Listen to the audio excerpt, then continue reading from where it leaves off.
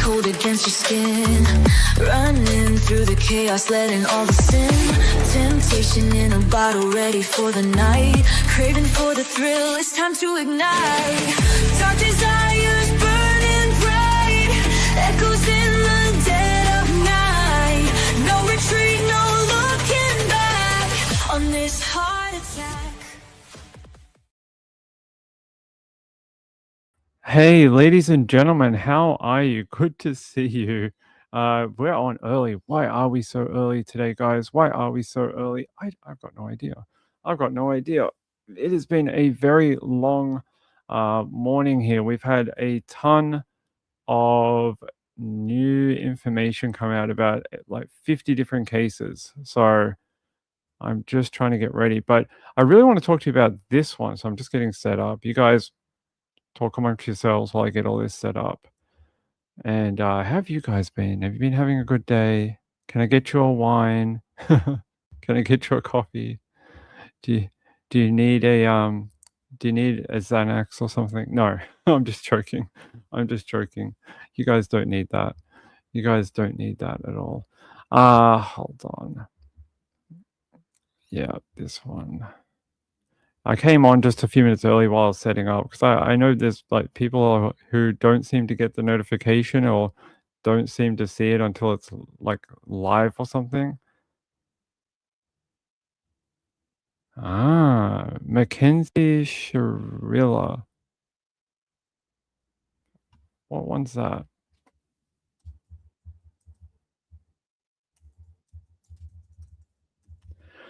Oh yes, sorry, I was like, what crime is that? But I actually watched the same documentary yesterday or the day before. I can't remember how many days ago, but I just watched it myself. And it's the one where she drove the car after the sleepover, and they accused her of like doing it basically. I think it's called The Crash. I think that's what it's called. That's why I didn't know when you said the name. I was like, I don't know a documentary with that name. But no, it's called The Crash. And yeah, she's accused of like not ever taking her foot off that accelerator and doing it like fully deliberately. Yeah, yeah. It's very. I remember when this happened at the time. Kelly said Netflix left out so much info and evidence against her. I feel like the one thing because I remember when this happened, I think we covered it at the time. The one thing I am missing, I think they're missing, is that diagram they did for court where they show you the GPS plot data along with the speed data from the car, and they show you the map as it goes down the road, and like it plays it all out. I don't think they ever showed that in the documentary, and that's like it really cements like and is there another documentary on this case? I feel like there is. I feel like there's a earlier documentary that's much better. That's a much fuller documentary about it. Because I feel like this one was not that good, but we watched another one years ago, like a year ago. I don't know what it might be called. There was another documentary a while ago, like a couple of years ago, but I don't remember what it was called. Maybe that's not it. They did another one called Murder on Wheels, but I don't think that's it. I don't think that's the right one. I'm not sure, but there was another documentary that I think is better, that showed more of like the actual data for the car and what happened, and I think it also had the people like the 911 call, and it paced it out throughout the whole thing, like the whole events from leaving that house and then the crash and that. So I think that one might be better. Hey, SP Mama, how are you? Okay. Well, maybe we can do a breakdown of the documentary and compare it to the case record, if you want to do that, because her case documents are in the public domain now, and I think there is a couple. Is this the right one? There's one from the Supreme Court of Ohio. I don't know which one this is though. But, like, I mean, I can gather it, and we can have a look at, like, where the documentary failed to talk about actual points of it. You know, I felt like watching that documentary, they really it I don't I have a funny feeling, and I don't know the people who produced it, but did it feel to anyone else like they were trying to make everyone sort of feel sorry for her? Like, that's sort of the vibe that I got through watching that documentary, is that, yes, they were like, "Yeah, she did something bad, and she killed her boyfriend," but it's almost like in some ways they were the only way they could get her to cooperate with the documentary was if they would allow if they would sort of put her in a good light a little bit, because it sort of felt like that through the documentary. They were like, "Whoa, she has amnesia. She can't remember the crash or what happened, like, why she did it. Oh, oh, she's so young, so young. Why should she spend the rest of her life in jail?" When you at the end of that documentary, when you hear the jailhouse phone call to her, I think it's to her mum, I think that should tell you everything about her demeanor about it because yeah. Kelly said, "Yes, agree, Ping. It was very in her favor or make you think that she didn't do it on purpose." Yeah, but I think we heard during the court case that she was extremely unstable and that had done similar things like this before when she wasn't getting her way. Like, so when she wouldn't get her way with the boyfriend or the family or other people, she would often throw these highly emotional tantrums to try and sway opinion or something. So, yeah, maybe. Yeah, okay. Well, we'll do it later this week. Give me a couple of days to kind of check through everything, watch the documentary again, and then find the points that we want to talk about. Kelly said, "I watched today. The judge at sentencing reprimanded her mum and said and it was a great judge. Wasn't having any of the mum's BS." That's true. Hey, Chipmunk, how are you guys? Good to see you. Good to see you. Good to have you. Yeah, it's the girl that drove full speed into a wall and building. Yep, that is true. Hey, do you guys wanna know before we get started with this story, because it's a bit of a long one, do you guys wanna know a strange story from last night? So, after we did the show last night, I went to the gym, and after the gym, I was like, "I'm so hungry, I wanna go get some food." So, I went to the shopping center to go get some food because I hadn't done any grocery shopping in a couple of days, and I was like, I have to go get some food. So I was like, afterwards, we went to the shopping center, and just as we were pulling in, there was a guy that walked in front of my car, and he walked in front of my headlights. And as he was walking in front of my headlights, he had his hand. He was wearing tracksuit pants, and he had his hands in his pocket. And at first, you might be like, was he was he some sort of creep Ping? Was he playing with things in there? But no, he was not.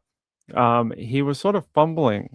That doesn't work. That's not a good word considering that joke. Okay.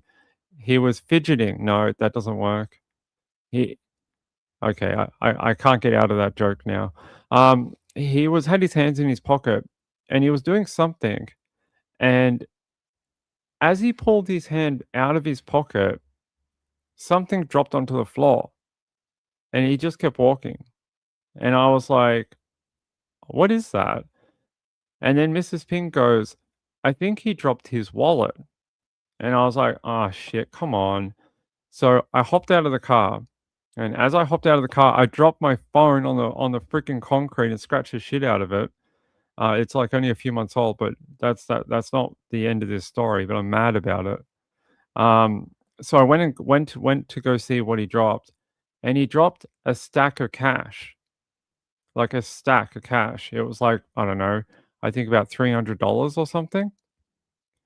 And I was like, okay, I know who the owner is, so I'm going to try find him. So I ran through the mall, and for an old guy, this guy could walk. He was like halfway to the other side of the mall by the time I caught up with him. Anyway, I caught up with this guy, and I had to use my big boy voice. I was like, "Hey," and he got him to turn around, and he turned around, and I think he thought I was going to fight him or something. I don't know. And I was like, I probably could have asked him a better question. I said, do you know what I asked him? I said, "Do you have any money in your pocket?" It does sound like I was gonna rob him. And he's like he just looked at me and I said, "I think you dropped something from your wallet, in your pocket." And I said, "Did you have money in your pocket?" And he checked his pocket and pulled out his pocket, and there was no money in there. And he goes, "Yeah, I had some cash in my pocket." And I asked him how much the money was, and he confirmed it was like I didn't give him the amount because I wanted to make sure I had the right guy. And he gave me the amount, like 300 bucks. And I said, "Yeah, this is your money." And I said, "You got to be very careful." I said, "In this area, someone will take that and they will just go in the opposite direction, man. You got to be much more careful with your cash." And that was it. He just said thank you and continued on.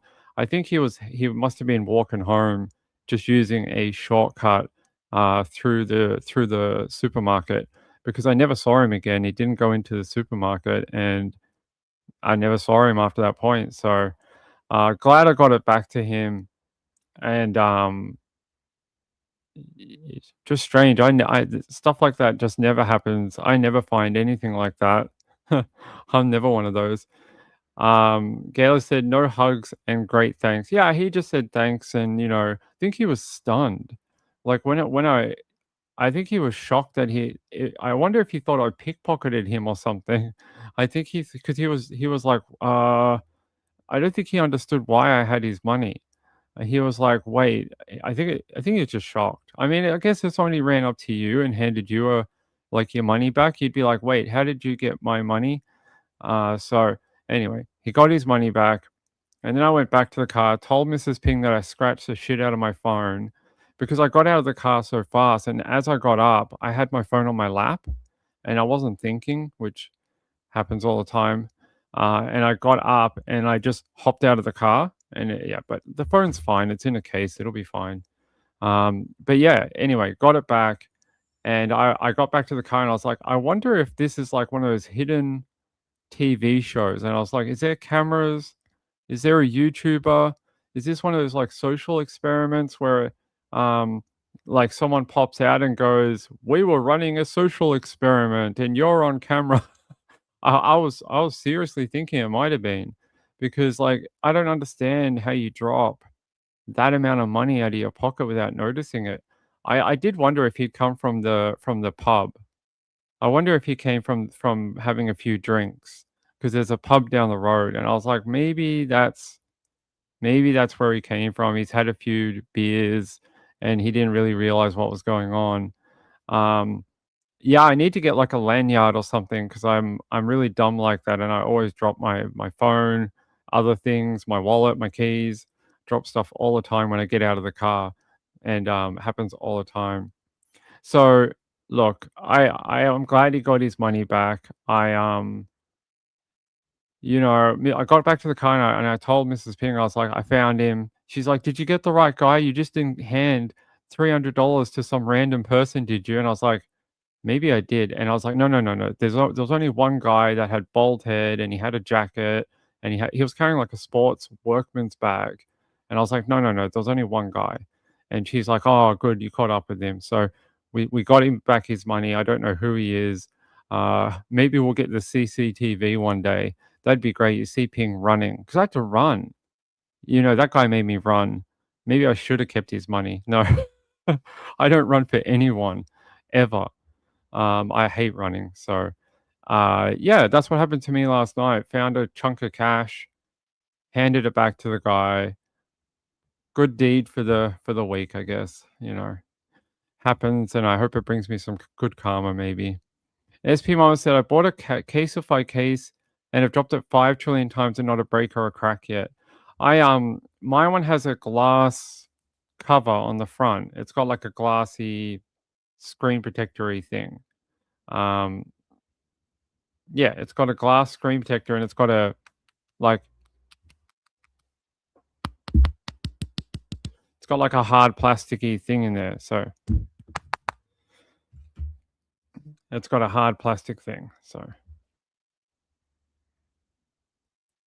hey guys, give me a sec. Give me a sec. There's something wrong with my camera. Hold on.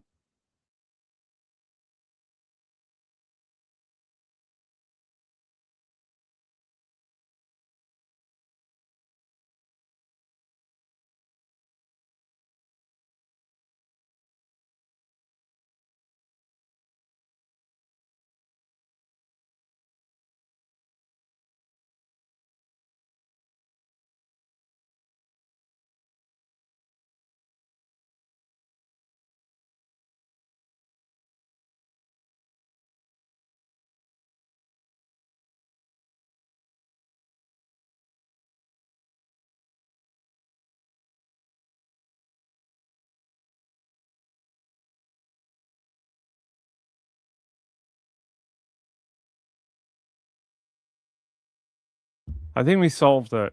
It was freezing on my side. I think we solved it. I think we're back. Do you guys see me? I hope it wasn't freezing for you guys. All right. Sean said, I mean, Sean, SPI said, yes, do good, get good back. I don't know. I don't know, guys. I just mean it's one of those things. Hey, you just, do you know, do you want to know honestly what the thought in my head was? It wasn't about giving back the money. It wasn't about me keeping the money. It was the fact that if I had lost $300 right now, I would be devastated. Like the cost of living for everyone, not just me, for you guys too, for that man. Like that could be the difference between him paying his rent or whatever. That could be the difference between him like buying his shopping for the week or something like that. I would, I'd feel really bad if I kept that cash and he couldn't pay his rent or he got kicked out of his house or something or couldn't pay his electricity bill because like that's the difference right now for everyone. It's so hard out there with all the fucking stupid inflation and all that type of bullshit that that that could be the difference in his life. And I was like, that's what made me chase him down and give it back. It wasn't about keeping it or giving it back. It was the thought that he might not be able to pay his bills, and that's what made me feel bad. Is that I would hate that if that happened to me, and yeah. So I hope he can pay back his whatever he was going to use. He must have had cash for a reason. No one carries freaking cash anymore. Like, that's the weird thing. No one carries notes. I haven't had a note in my wallet for since my grandma gives me money for Christmas or for my birthday or something. I never have cash for anything. So yeah. SPN said that's the mark of a good person, knowing the feeling of devastation or keeping it. Hard for you to. If you wrestle and make the right choice, that's good morals. That's what we do here. That's true. That's true. Hey Connie, how are you? Yes, Ping, I would have to give it back too. Times are too hard. That's the thing that got me is like, that is the difference for some people. They live paycheck to paycheck and that. And me, I grew up with no money in my life, and I know the difference between like that type of thing. So I grew up with like nothing. I grew up living on the streets and stuff, so I get it. Kelly said, I try to carry at least 20 in my wallet still. Mrs. Ping is big on keeping cat like a little bit, like $20 like you in her wallet. And I always tell her, I say, why? Why do you want to keep $20 on you? And she's like, well, what if you don't have your phone? And I was like, okay. And she's like, well, what if you don't have your wallet? Or what if there's a power outage and you can't use tap and go or something like that? What if there's a bank outage? And I was like, that's a good point. Anyway, she's big on it. I never do. Hey, Leisha, how are you, my friend? Good to see you. I haven't seen you in ages. All right. No more personal stories. Shall we get to today's big story? All right. I'm glad. We just wanted to wait for everyone to get here. It was like a little slow. Everyone was sort of like piling in at like different times. We had to talk for like 20 minutes. Okay. Tasmanian government. Do you guys see the headline here? Tasmanian government apologizes for display of autopsy body parts in museum without consent. Are you serious? You're gonna flip when I tell you the rest of this story. I am freaking telling you.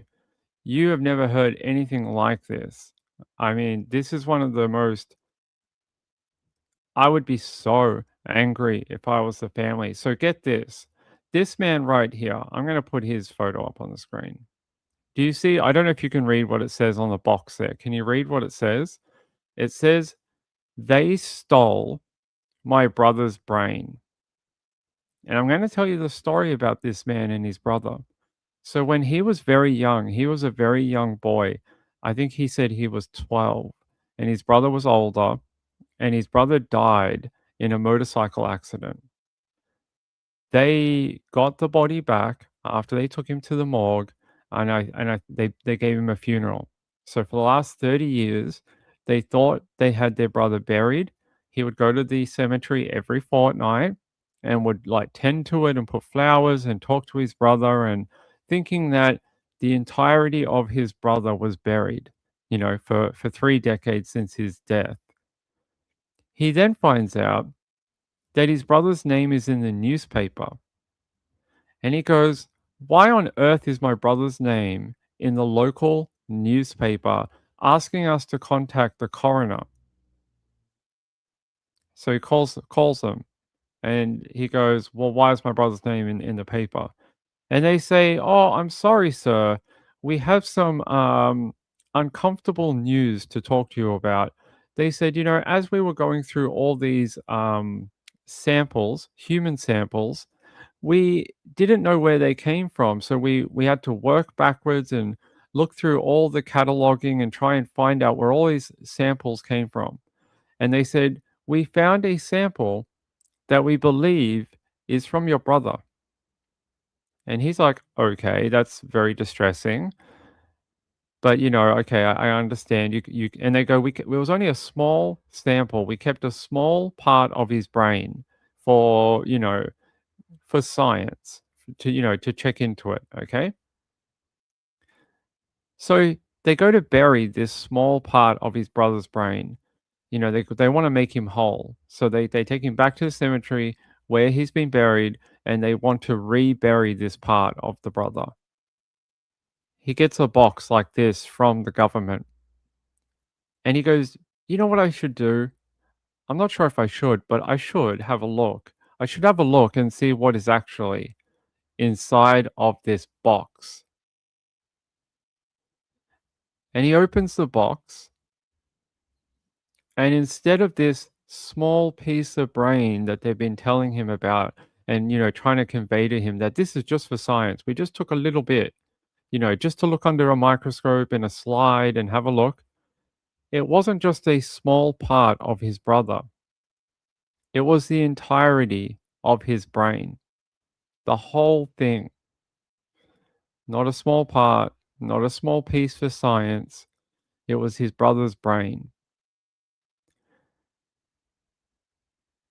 And I tell you, this is just one of hundreds of families. It's sorry, it makes me really upset. I don't like that their family was so messed up over it. It's really sad. The fact that they would lie to them like that and try and trick them or gaslight them and then give them a box and tell them like, "Hey, don't open that, just bury it. It's gross. Don't look at it." And when he looked in it, that's what they gave him. They gave him a little shoe box like that and told him, "Hey, just bury this. This is the rest of your brother." And that is exactly what happened. Yeah, I'm sorry I almost got teary. I just don't like the idea of that happening to families. Like there's so many we in true crime, we talk about a lot of victims' families, right? And a lot of victims have been through enough. They've been through enough. They don't need the bullshit and other stuff that's going on. And to do this is it. So not only did they lie to the family, they take his entire brain during his autopsy, they displayed it to the public for 30 years in a room like this and had it on display as like a human body exhibition of like autopsy parts and things like that. Never once did the family give consent for any of his brother to be taken ever. They just did it and didn't tell anyone.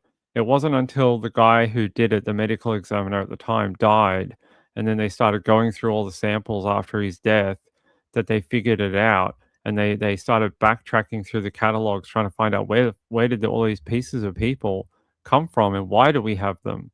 And that is exactly what happened. Yeah, it's crazy. I've never heard of anything like I know in America, it is mostly procedure to take a small part of the brain, but it's very, very tiny. It's like a little bit for a slide, right? We know that. We've seen that in cases, especially for things like murder victims or um, things like that. Not normally a motorcycle accident. That's not one that they normally do it for. But for things like murder victims or they don't know how someone died properly, they'll do things like that so that they can give the body back to the family and they can continue testing later. Um, That's not what happened here. They were taking whole parts of people, kidneys and eyes and um, all sorts of bits, whole brains of people, including this poor guy that died in a motorcycle accident in the 80s. They're saying here the Tasmanian government has formally apologized for the practice of taking human specimens from post mortem examinations without the knowledge or consent of families. The specimens were retained and exhibited by R.A. Rodder Museum of Pathology in Hobart, on display by appointment for teaching purposes. The practices continued from 1966 until 1991 and ceased in 1997. A coroner's investigation found that 177 specimens had been retained, of about which 100 were able to be identified. The health minister delivered the parliamentary apology today for the failure to respect the dignity of the deceased and the rights of the family and for the breach of trust. I don't think that is enough. You need to do much more than this. You need to institute new laws. You need to pay the family for their suffering. Lawsuits and that are not such a big part of our culture in Australia, but they do happen.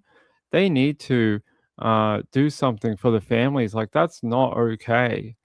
That's really not okay. You know, it's one thing with permission. If you want to donate your mother, you, your father, your brother for science, you want to just donate a part of them for science. That is okay. But it is your permission, your choice. That is not okay what they did. And it's one of the most crazy stories I think I've ever read for a government body to do this. We're just trying to find.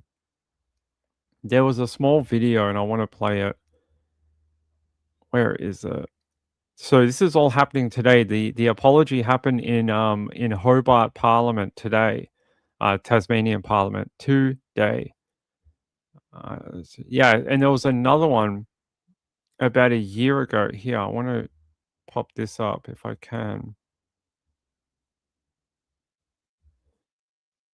Just give me a second. This is an older video about another person. Hold on. A female, a young daughter. Same situation, okay? Same situation as the man and his brother. We'll go more into the man and the brother in a minute. Albie's daughter is buried at this cemetery in southern Tasmania. She was just 2 years old when she died at the Royal Hobart Hospital. 40 years after her death, Albie, who doesn't want to use his real name, has been hit by another wave of grief, finding out parts of his daughter's body may have been kept by a pathology museum without the family's knowledge or consent. I came down here through the week and I apologised to my daughter.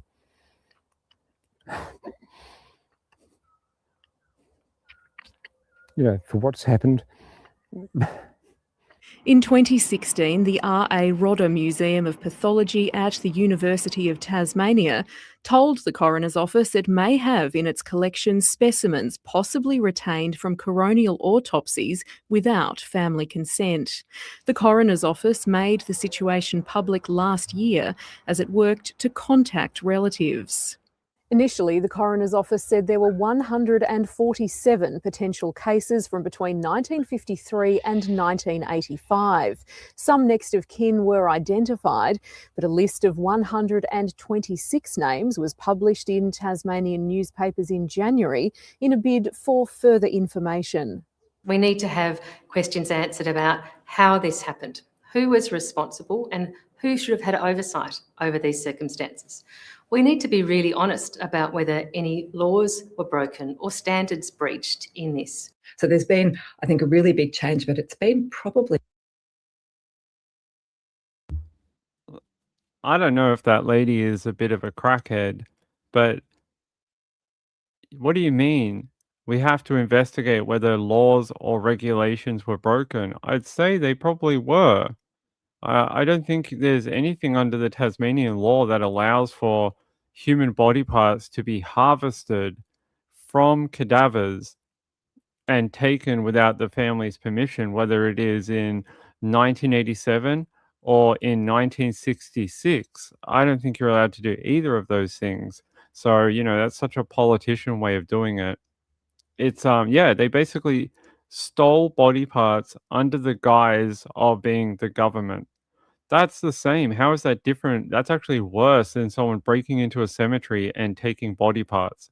That's actually worse because it's state sanctioned body farming. Like that's what it is. And it's way way worse than your average person trying to do that, because it's almost like these are the things why people don't like the government, because they don't trust them, because you come out 3 decades later and go, oh yeah, we did do that. Oh, I'm sorry about that. That was a guy, he doesn't work here anymore, but he was here, he ran the whole thing, but he died, so like, don't be angry at us about it, he died. um I don't know, like it's just bizarre. Gaylor said, "Was it the one man or the government?" Well, he ran it, and he was he is part of the government, right? He works as the, um, like the what you guys would call a medical examiner. Yeah, I'll give you the full, but so that is the government. So down here, it doesn't work quite the same as it does in America. All these things are intertwined into government positions or government oversight, including like things like the medical examiner, what we call down here a coroner. It's sort of similar. Here, I'll show you. Yeah, I want to get up a different one. I want to get up a different story. I mean, hold on.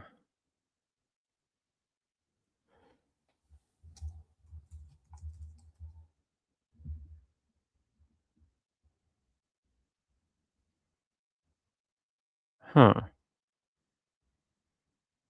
Why can't I find it? Give me 1 second, guys. I've lost my link, which happens sometimes. Yeah. Why?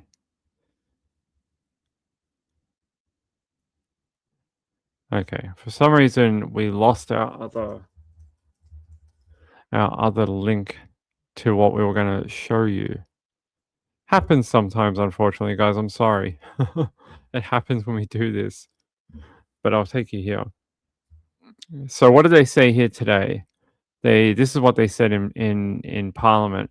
They said, "Honourable Speaker, I speak to this motion to address a troubling and historical wrong enacted against Tasmanians spanning over 3 decades, where 177 human remains from coronial autopsies, so that's the coroner, were stolen and kept at the Rodder Museum in Hobart without family or coronial knowledge or approval." So you had a guy that worked for you as a coroner just taking body parts, and everyone went, Do you know why Billy has a room full of people parts?" And they're like, "Don't worry about him. That's just what he does. He likes to have them around. They're all his friends. He talks to them." No, like that's like, what do you mean without family or coronial knowledge or approval? So this guy just did it as part of his job. He was just like, "Yes, I like to take body parts from people." Like, how you need to give us more information. You need to give us more information of exactly how that works, okay? You can't be just being like, "Oh, it was that guy. Don't worry about him." Like, which is basically what they're trying to say. They're saying here that these body parts or specimens or human remains, they were not just those, they were people. They were mothers, fathers, daughters, sons, brothers, and sisters who were missed by their loved ones, and no doubt the pain of losing them has been exacerbated by what occurred later. Yes, I would say that is correct. I really want to go back to my other. Hmm. There's a better story about the brother, and that's what I want to show you.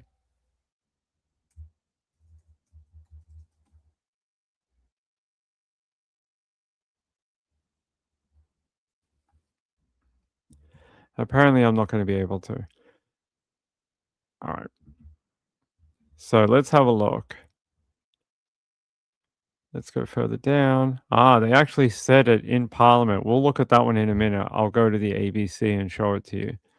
And what are they saying here? So here, John Santee, he's the one with the brother. So it's his brother Tony, and he was saying that he visited Tony's gravesite every fortnight. Here's a photo of his brother back before he passed away in that motorcycle accident. And they're saying here, John never knew that part of his brother was missing until he saw his name listed in a newspaper that included those who may have had body parts taken during autopsy. Part of Tony's brain had been taken. It was returned to John in a box which sits on top of Tony's grave. He says, to have to rebury your brother 50 years apart is inconceivable. And he says, and the day I did it, reburied his brain with him was just so traumatic, and it still is. And then now, since his brain's been back there, it still doesn't feel right. He said he welcomed someone to be held accountable for what had occurred. I think that should be good. They're saying here, another woman, Lina, her father died via S word in 1976, a traumatic time for the family. She said it followed a series of failures by Tasmania's mental health system, which ultimately left her family isolated. Finding out that part of her father had been taken during autopsy added to the grief. She said the government system failed our father while he was alive and in death, and now we're taking a body part from him. So another family who had body parts of their dad taken.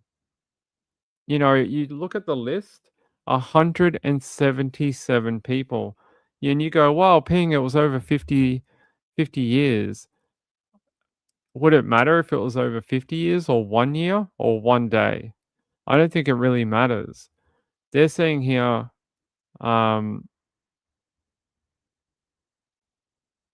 yeah, look, all the people, they attended the apology today in Hobart Parliament to find out if anyone would be held accountable. That is what they want to see. But so far, the Tasmanian government is not offering that up. They are saying that they might look at further actions later on, but right now they're not looking at anything like that. What are they saying here? In the apology, Miss Archer said the human organs and tissue were stolen by forensic and hospital pathologists employed by the Department of Health without coronial knowledge. Well, where were they being stored? Where was the compliance for this? Like, was Mark, who works in pathology, just walking around with like human eyes in a jar? And they're like, hey, Mark, hey, whose eyes are those? And he's like, these are my pet eyes. I like to walk around the hospital with them. Like, I don't get, like, where are all these people and where's the accountability and where's our sort of paperwork for it? Like, I think that's what the families want. They want to know, how did it happen? Why did no one speak up? Where did people think the body parts were coming from? Like, there has to have been something, a trigger there. Like, the people that work there must have thought what about the body parts? Like, they were coming from somewhere. Did they think that's just how it happened? Did they think that was okay? Did they think that was just standard procedure? Like, that is an answer they haven't given. They're saying, oh, that's really sad. Here, I'll show you this. Apparently, their little boy here, David William Mayer, he died when he was young, and his body parts were used by the museum. Like, there's so much hurt here. So this is Cheryl. Cheryl Springfield's brother had endured a traumatic childhood before his death in a car crash, age 14. Part of his brain was taken during autopsy. Terrible. And they also say, I want somebody to be held accountable. That's what all these families are saying. They just want someone to be, to stand up and have some sort of punishment handed down by the court. I don't know if it's possible, but we'll have to find out. Okay. So since the coroner's investigation into the practices, the Department of Health has identified 5 individuals who are likely involved, in addition to forensic pathologist Dr. Royal Cummings. Of those 5, 2 have since died and none remain employees of the department. Well, who cares if they're not employed anymore? Bring them up, drag them up to Parliament and ask them about it. They were government workers at the time. Ask them. Like, they worked for that government department. Like, they must have information that they can give under parliamentary privilege to be able to, divulge that information that might help the families.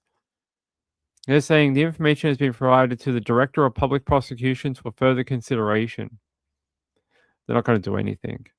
They're not going to do anything. They're going to say there's no reasonable prospect of a conviction, and they just won't do anything. A further 4 people were likely involved but could not be identified due to the inadequacy of record keeping at the time. So they employed people that they didn't even know who they were. So you just had Jimmy John walking around bodies and taking body parts, and you're like, yeah, we don't know who he is. He just turned up one day. This just seems like a shambles. What is going on with the Tasmanian government? Apparently last week there was another story about the Tasmanian government, not crime related, but it's about their housing department and how they weren't taking care of people, making people live in moldy homes, not fixing people's hot water, not fixing their heating and cooling, allowing families to be like basically, freezing to death in winter in Tasmania. And they then had another parliamentary inquiry into that in Tasmania. Seems our friends in Tasmania are having a lot of problems with their sort of federal government. Texas said, are they separate from Australia and New Zealand? So Tasmania is a part of Australia. It is not a part of New Zealand. New Zealand is New Zealand, but Tasmania is an island state of Australia. So it's just a part of our country. It's almost like, imagine Florida, but if it wasn't connected to Georgia. So imagine Florida was broken off and it was in the water. Same idea. Same idea. Or sort of like Guam, but not. But much closer than Guam. Montana said misappropriated funding. I'd love to know why they had people working there that they didn't know who they were. That's troubling, right? It could be. Hey Joe, what's up, brother? Good to see you, my friend. High five to you. Happy to see your name. What's going on?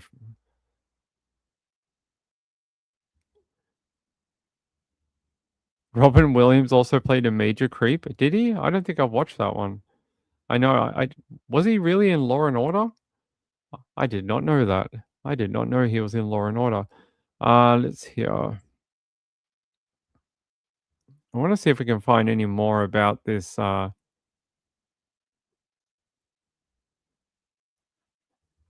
let's go back to our other video. Can we finish watching that one? Let's go here.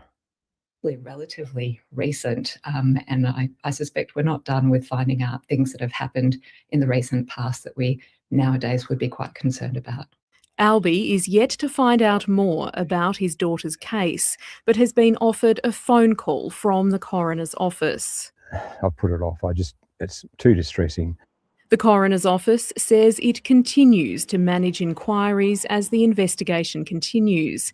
It says support has been arranged for family members who've come forward, and that coroners and the office work hard to ensure they're as trauma-informed as possible.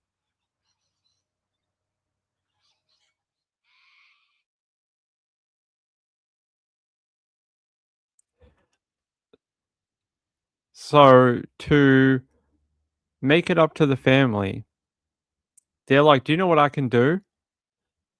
I can do something amazing. We can phone you on a telephone. This brand new technology, we can give you a phone call.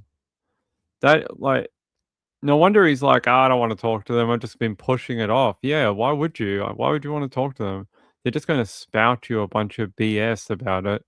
That is shocking. It really is, to find out that they had done that to so many families in Tasmania. I don't know where you go from here. Do you prosecute someone? Do you bring them before Parliament and have some sort of inquiry where they've got to tell the truth and tell what they know about these body parts and why they were taken from people? Like, we know why. It was obviously some sort of misguided scientific effort, but why was consent not sought from the families at the time? Maybe a lot of families would have said yes if you just asked them. Maybe not to take a whole organ, but maybe to take samples for science. Yeah, they might have. But that would have been their choice then. They would have been, willing. That's the problem that we have here, is that they were not. A lot of them didn't know about it until their brother's name was in the newspaper. I can't imagine how shocking that was for this man, for John Santi and Phil Harris. That must have been very painful for them, especially for someone who loved his brother so much and, visited his grave all the time, tended to his graveyard. They're saying here, Anthony James Santi, born in the 15th of April, 1957, died the 21st of September in 1976, age 19, due to road trauma, buried at Cornelian. They're saying, museum 50 years later, Tony's brain was given back to me to be reburied with him 50 years. Yep, I can't imagine the hurt for these two men to have to try and rebury their brother who they thought they'd already gone through that. It's terrible. Yeah, who's messaging poor old Ping?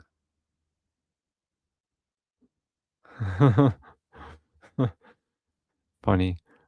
Very funny. Who messaged that? Very funny. Texas said, what were the family's demographics? Working class, no next of kin. Well, no, look, they have next of kin. Look, this is a brother who was there at the time. Yeah, he was quite young at the time. I think he was 12 and his brother was much older at the time. So, let's see. I haven't watched Office Space before. Ping has never watched that movie. Gail said, what sort of museum has a lot of brains? Is this some sort of joke, like a puzzle? It might be the Museum of Unnatural History or something. I don't know. He did. Oh, wait. No, not him. That was a different boy. That was a different boy. That's not that same guy. These are multiple different families we've been talking about. That's not him. The guy who died on the motorbike, he's in the photo right here. He was a little older. See, there's him. The one in the other one that was 14 was a different family. That was David William Mayer. That's his family here. He died at 14 in a road trauma. So similar, but different families. Both of them died in some sort of road trauma. So just two different families with similar things. His brain was also taken. So for some reason, road trauma people, they decided to take a lot of brains. Why? I'm not sure. Did they want to look at the impact on people's brains when they got in a bad car accident? Maybe that's what they were looking at. Woman of Steel said, that is just awful. I hope he sued. That would be so expensive. I suggest what is probably going to happen is either the government is going to come out and offer some sort of monetary compensation fund, or these families are going to band together and do some sort of class action lawsuit against the government for some sort of settlement. And I expect that it will never make it to trial because the government will settle like that because they've already admitted that they are wrong. So they would just settle in one day. They won't even need a class action. They won't need it. Yeah, they were very young. So you have all these families, then you have the little girl in the video we played and her family, and they didn't know about it either until they were contacted. I don't even know what you're supposed to do with that. It's incredibly damaging to the families.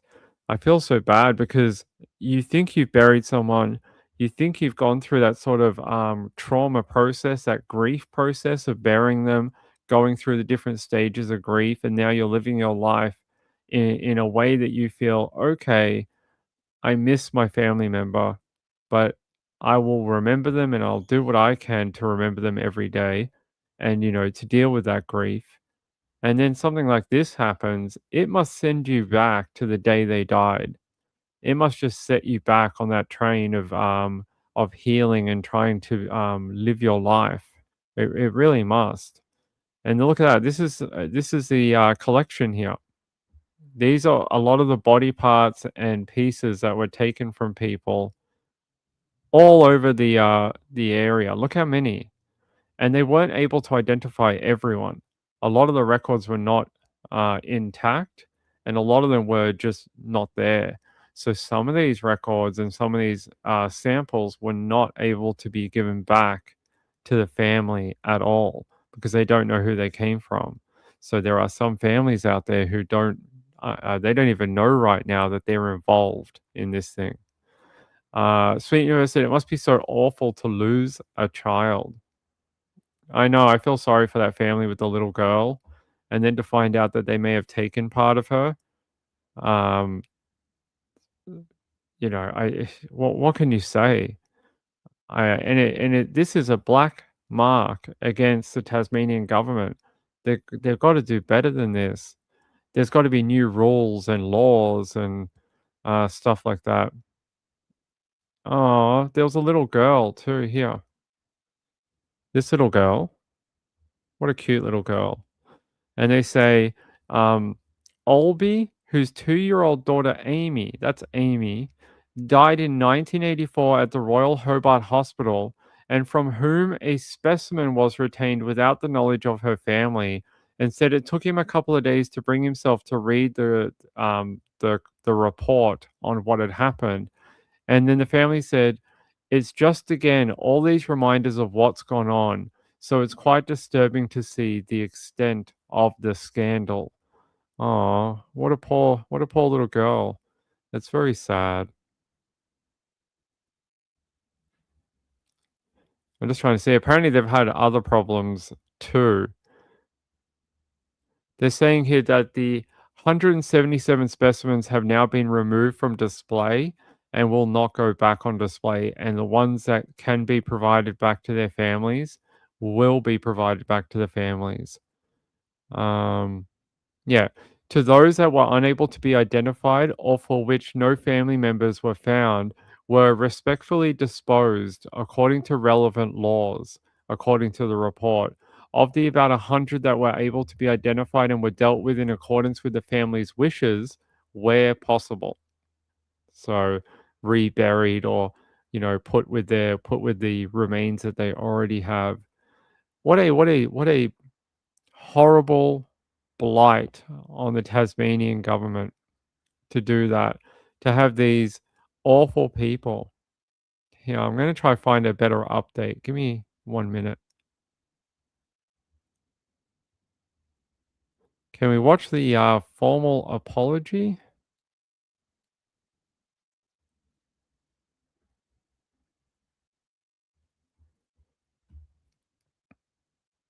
Yes, we can probably watch the apology here. If I can get to it. ABC.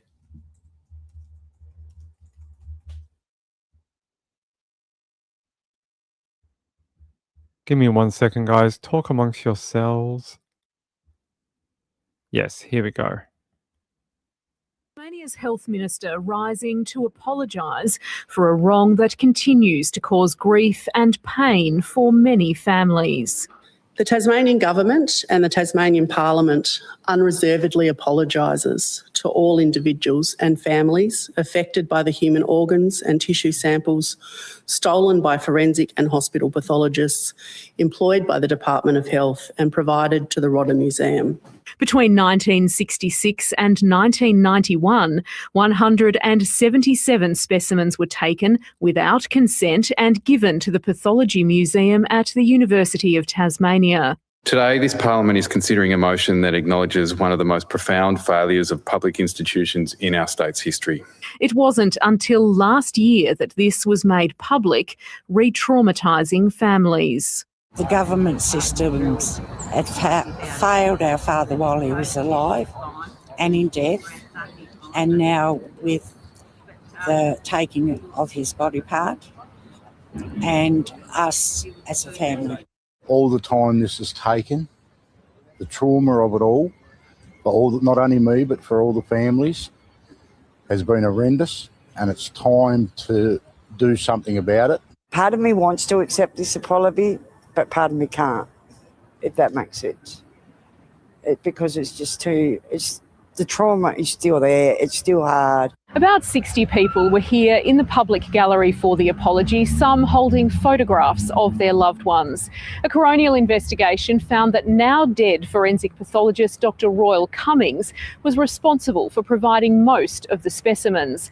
The Health Department has since identified more people who were involved. The findings of this internal investigation, including the details of those... What I want to know is, why did it take until he died or after he had died to even look at this? Why for so many years did nobody ever ask the question of where did all these body parts come from?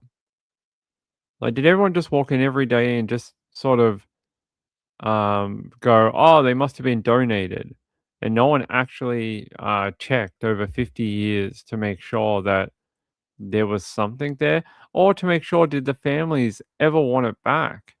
You know, sometimes they do this and then they're like, oh, we may return it at a later date. You know, after we're done with the science part of it, either we will dispose of it or return it.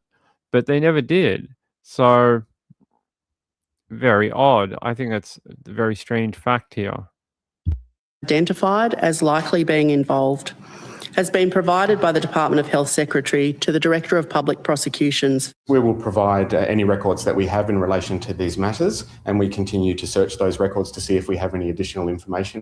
Today's apology is not the end. Families have been assured their voices will continue to be listened to. Loretta Lohberger, ABC News.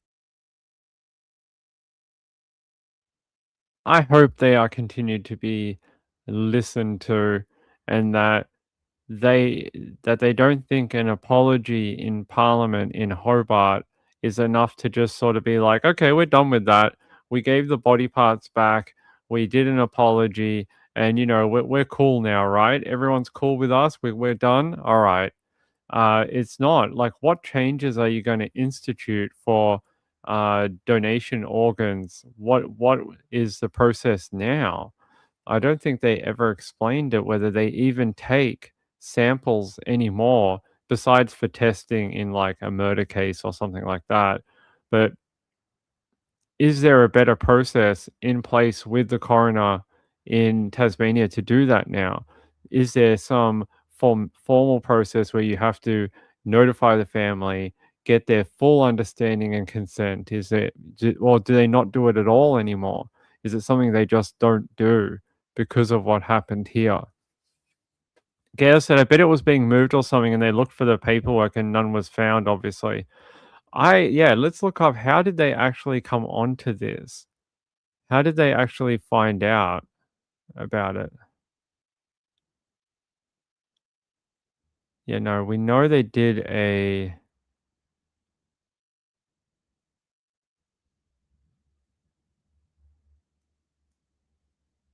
Yeah.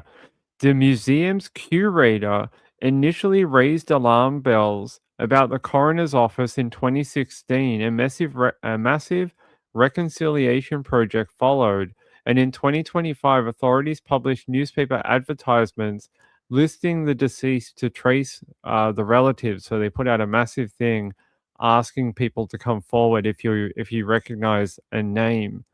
They're saying here that it was agonizing process for a lot of the families because they had to hold like second burials for a lot of them. Yeah.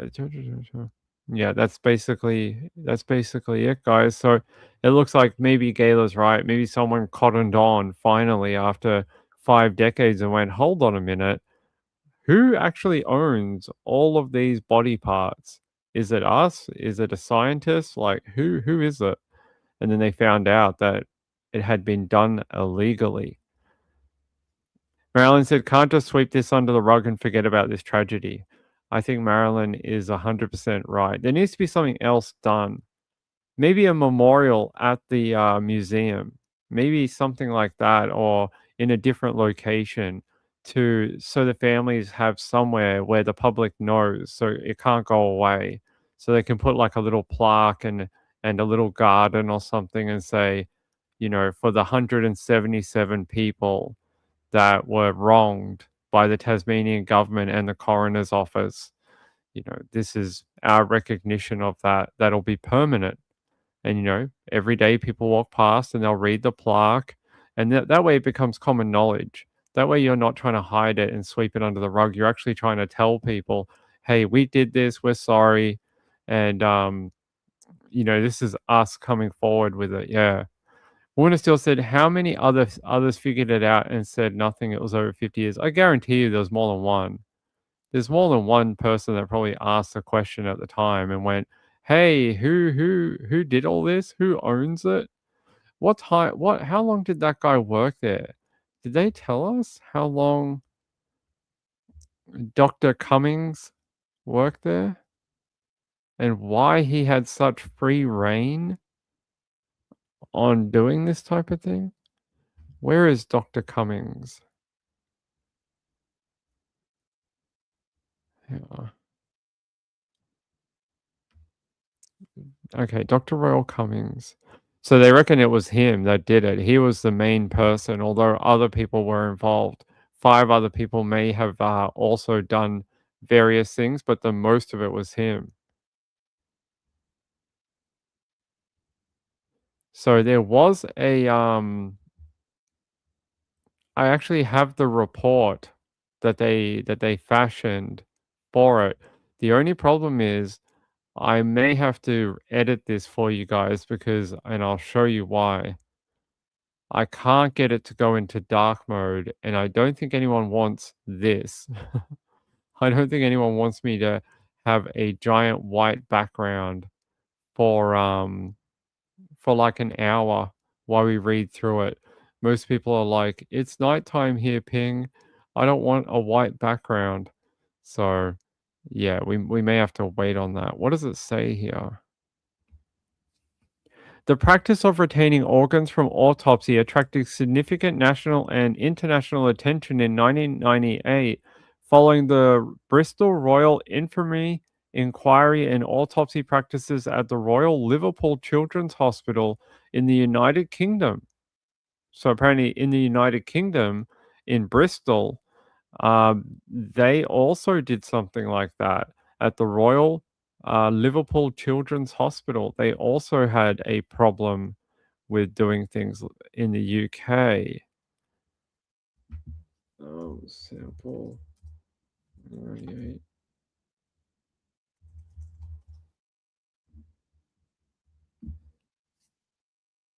So that was considered the Alder Hey organ scandal in 1998. So how come then, if this was something, so you guys can see it here, this is the one they are referring to. If this tripped everyone up in 1998, you would think that all the different departments around the world at that time would then go and try and figure out their own, their own collections, right? Because if something that big was all over the news and that it would be like, hey, we better look into this before someone figures out if we have organs that we didn't get in a legal way. So I'm interested in why it took until 2025 if there was already such a big scandal in England. Because normally things that happen in England also affect Australia because we're linked, because we're a Commonwealth country. So normally it works both ways. So if something big happened in Australia, normally it happens in the UK too, because we are very close countries. So they're saying here it wasn't until a public inquiry in 1999 the general public was unaware that Alder Hey and other hospitals within the NHS were retaining patients' organs without family consent. So this has already happened before. That's shocking. That is shocking that these other departments around the world that had body parts just decided, you know what? We'll be all right. We won't look into it and decide to. They probably just went, I don't really want to go and get in trouble today. So we're just not going to do it. That is pretty bad. Let me have a look. Where's my document? And it says here, in Australia, public inquiries in a number of states, including the Walker inquiry in New South Wales, raised concerns regarding retention of organs at autopsy. So I don't see anything here about Tasmania. In response to these concerns, the Federal Minister for Health initiated a report from the AHEC titled Organs Retained at Autopsy Ethical and Practical Issues. The report made recommendations about what should be done about organs currently held by institutions as the result of autopsies. The Australian Health Minister on autopsy practice issued a final report in April of 2002, which set out guidelines, principles, and procedures, and a national code of practice for autopsy procedure to provide informed consent and procedures for handling and disposal of organs after autopsy to address community concerns and expectations regarding the practice of organ retention. They say here, suffice to say, the body parts retained by the museum were not handled in accordance with those guidelines. So,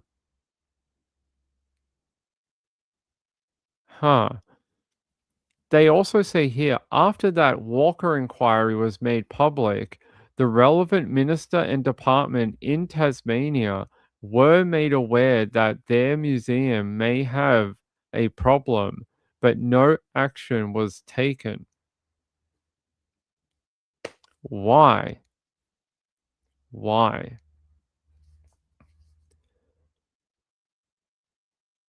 I'm just trying to figure out if there's any other answer here. Yeah, they don't really say why at that time, even though they were made aware of it, why did they not follow through that there was a problem? Yeah, very odd. Leisha says, "Don't ask, don't tell." Did you get a free membership, Lisa?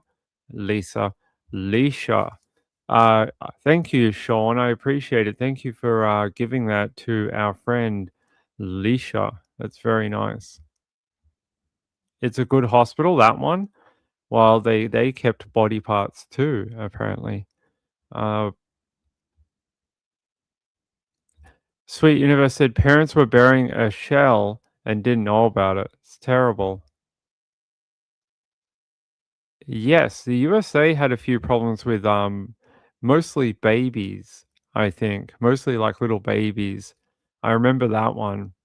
And then Sean sent me one the other day. There's one in England that they're doing at the moment.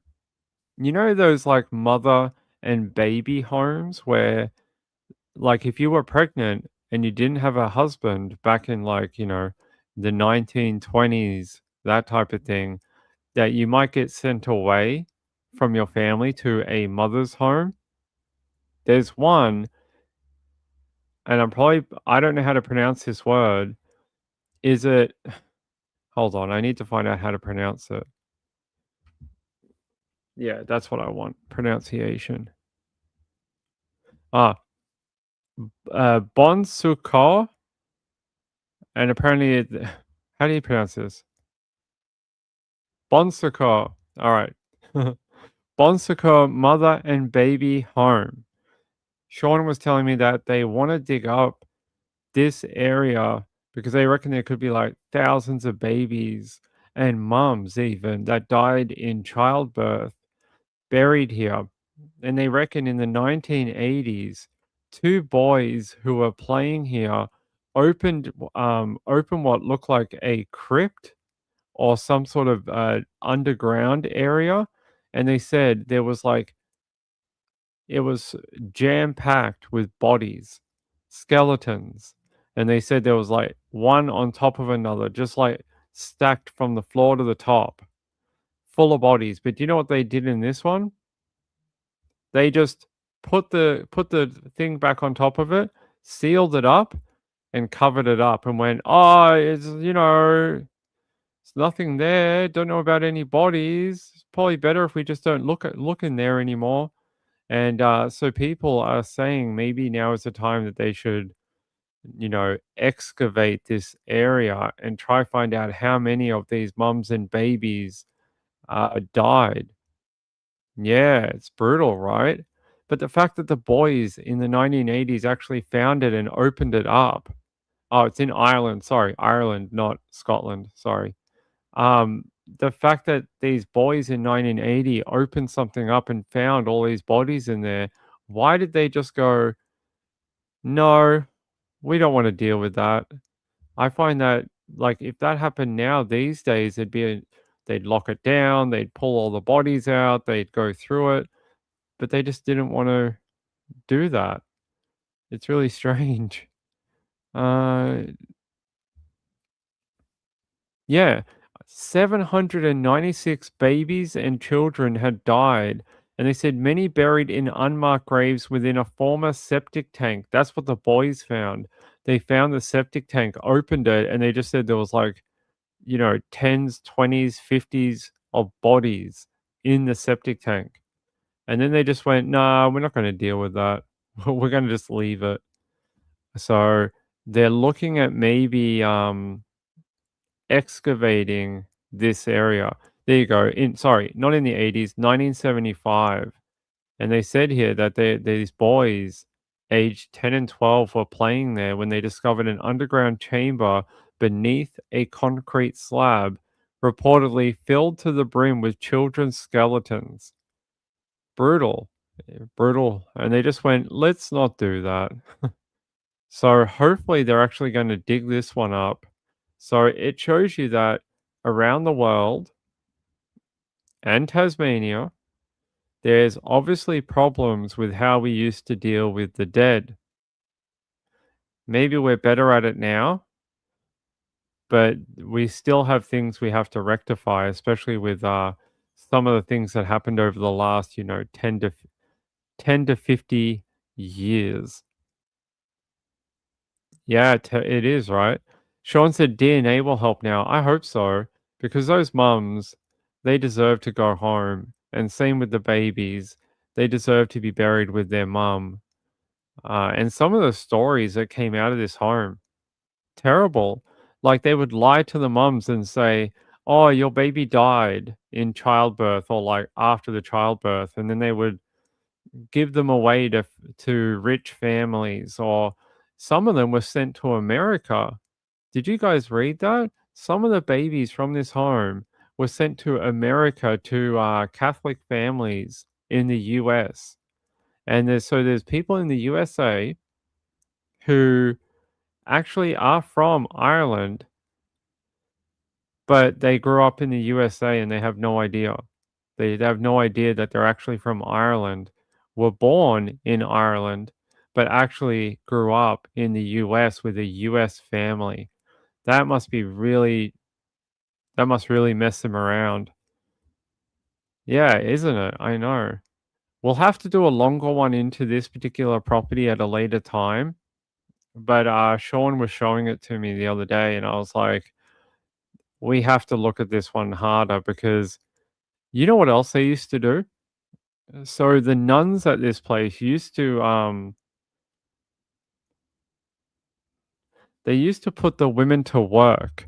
So after they had their babies, after their babies disappeared, they would then make the mothers work for a year or more to repay the nunnery for helping them through their birth. And that was how they paid the nunnery back. But they basically ripped them off because they were already being paid by the government for each woman and each baby that lived there. They were just a bit of a they were a bit of a like scandal. And then what was the other thing they did? Oh yeah, if you had two babies out of wedlock, if you had two babies, you were considered a problem. So if you had one and then they let you go and then you went off and got married and had babies, that's okay. But if you had one baby, they let you go and then you got pregnant again and then you came back to the property, you were now considered a problem and you were sort of treated like a criminal who had reoffended. It's pretty awful. Amy said, "Did they sell the babies too?" I think so. I think they sold them. Woman of Steel said 30,000 women in the 19th and 20th centuries. Isn't it horrible? And people wonder why we have such a bad problem with the way we treat women today. And it has tentacles. It has tentacles that reach back to things like this. The way we treated women back then is not that far ago. It's only like 2 or 3 generations at the latest part. And, those tentacles reach out and they're still within our society, right? They're still around. Sweet Universe said they don't realize that's human nature, the pregnancy. I know. They were in the home as their mum had died. They were abused by the nuns. It's a big scandal, but my dad won't talk about it. Terrible. They were there. Your dad and uncle nearly got sent to America, but their dad took them back from the nuns. I'm glad they didn't end up in America. Losing my religion? Yep. Sean said yes, money paid for adoption plus an escorted flight from Ireland to America. Isn't it mental?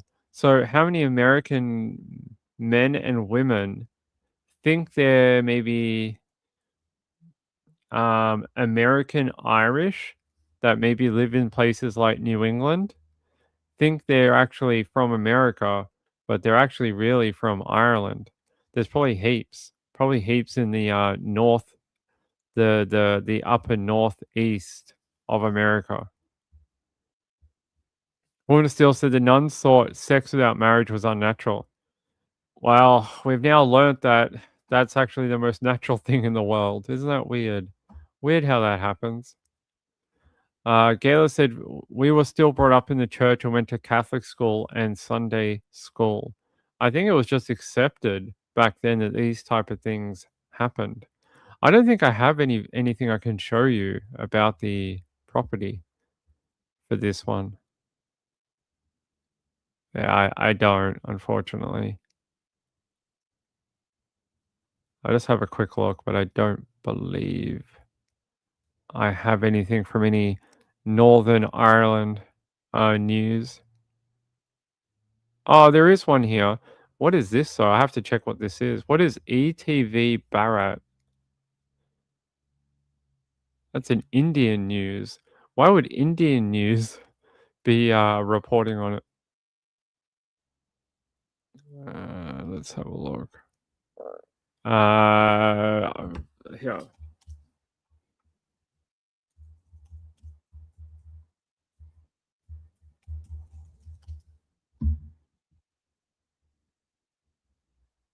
Now I'll take you to Sky News.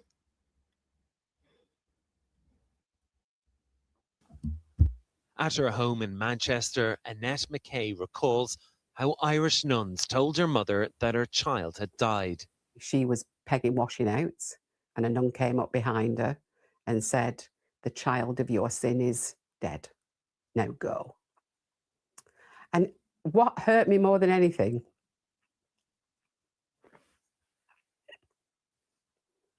she was 18. Annette's mother, Maggie O'Connor, was an unmarried mother, hugely stigmatised in mid-century Ireland. It didn't matter that the pregnancy was a result of rape. She was sent to a mother and baby home. She gave birth to Annette's sister, Mary Margaret, at the home in Tuam, County Galway. The child died there in 1943 at the age of 6 months. Like so many others, it's thought her body was dumped in underground chambers in a disused sewage tank, dehumanised and left for decades. We locked up victims of rape. We locked up victims of incest. We did it, and we just handed them over to the church. There you go. A little bit of a look into it, like that lady. Must be terrible for that family to know that that's what happened to their loved one. That if they had gone any other place, if they had been treated any differently, they might have lived. They might have been here for their entire life. But the fact that they both went there, and then not only did mum die, the baby died too. Like, it's just, they reckon there's maybe thousands there. I hope they continue looking into that property, allegedly. Sean said they were in coffins, but they decomposed, allegedly. Wow. We'll see. So have they excavated that one as of yet? Have they excavated it?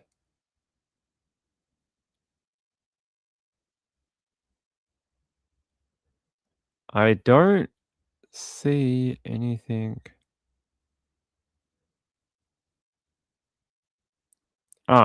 So in March of 2017, they did find human remains had been found during a test at the site between November 2016 and February of 2017. And they said some of the remains they found had been aged between 35 fetal weeks and 2 to 3 years old. Wow. So they found like anywhere from like pre-birth to all the way to like, toddler, to like, little babies that can walk. It's terrible.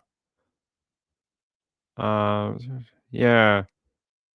I hope they find all of them, or at least some of them. I wonder what they're going to do with that property. They should turn it into a memorial, like a garden or something. Uh,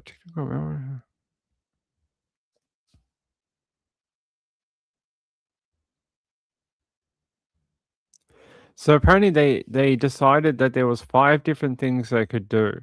Make a memorial site of that area, of that property. They could exhume known human remains from the property. They could do a forensic excavation and recovery of known human remains.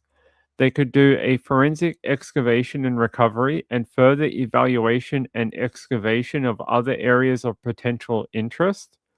Or they could forensic excavation of the total available area, all of it. I don't know what they decided to end up doing.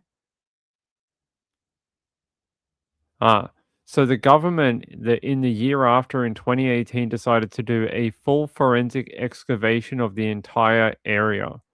So they decided to take the nuclear option and do it all. What did they end up finding? So they began the excavations in 2023.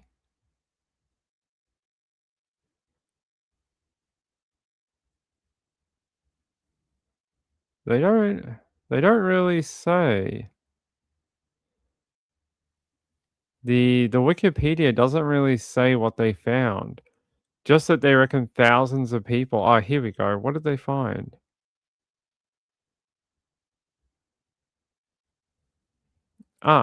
So they reckon they found they found 22 sets of human remains have been recovered. They reckon that they found almost 70 babies, 70 infants were there, and then another 22 sets of what they believe are other human remains. Far out. That's like at least like 100 people. Yeah, let me see. All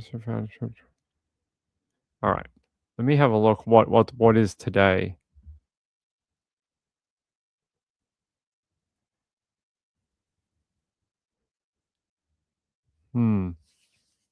They said they did find evidence of coffins that were buried in traditional white painted wood coffins that had since decayed. And they said the teams did discover 2 or 3 infants buried together inside a single coffin. So they are now doing DNA work. So they're collecting DNA. They're trying to find 33 different families that they can't know who some of the remains are from. So they found just an immense amount of remains of babies, 70 total infant remains, and then an additional 36 were found during hand excavation of the site. Wow. They also say that almost 800 children died at that home but could not find any corresponding burial records for them. So there's another 800 that they don't know where they came from, where they went, what happened after they apparently died. Crazy. Thanks, Sean. I appreciate it, buddy. It's very kind. Hey, Nanalana, how are you?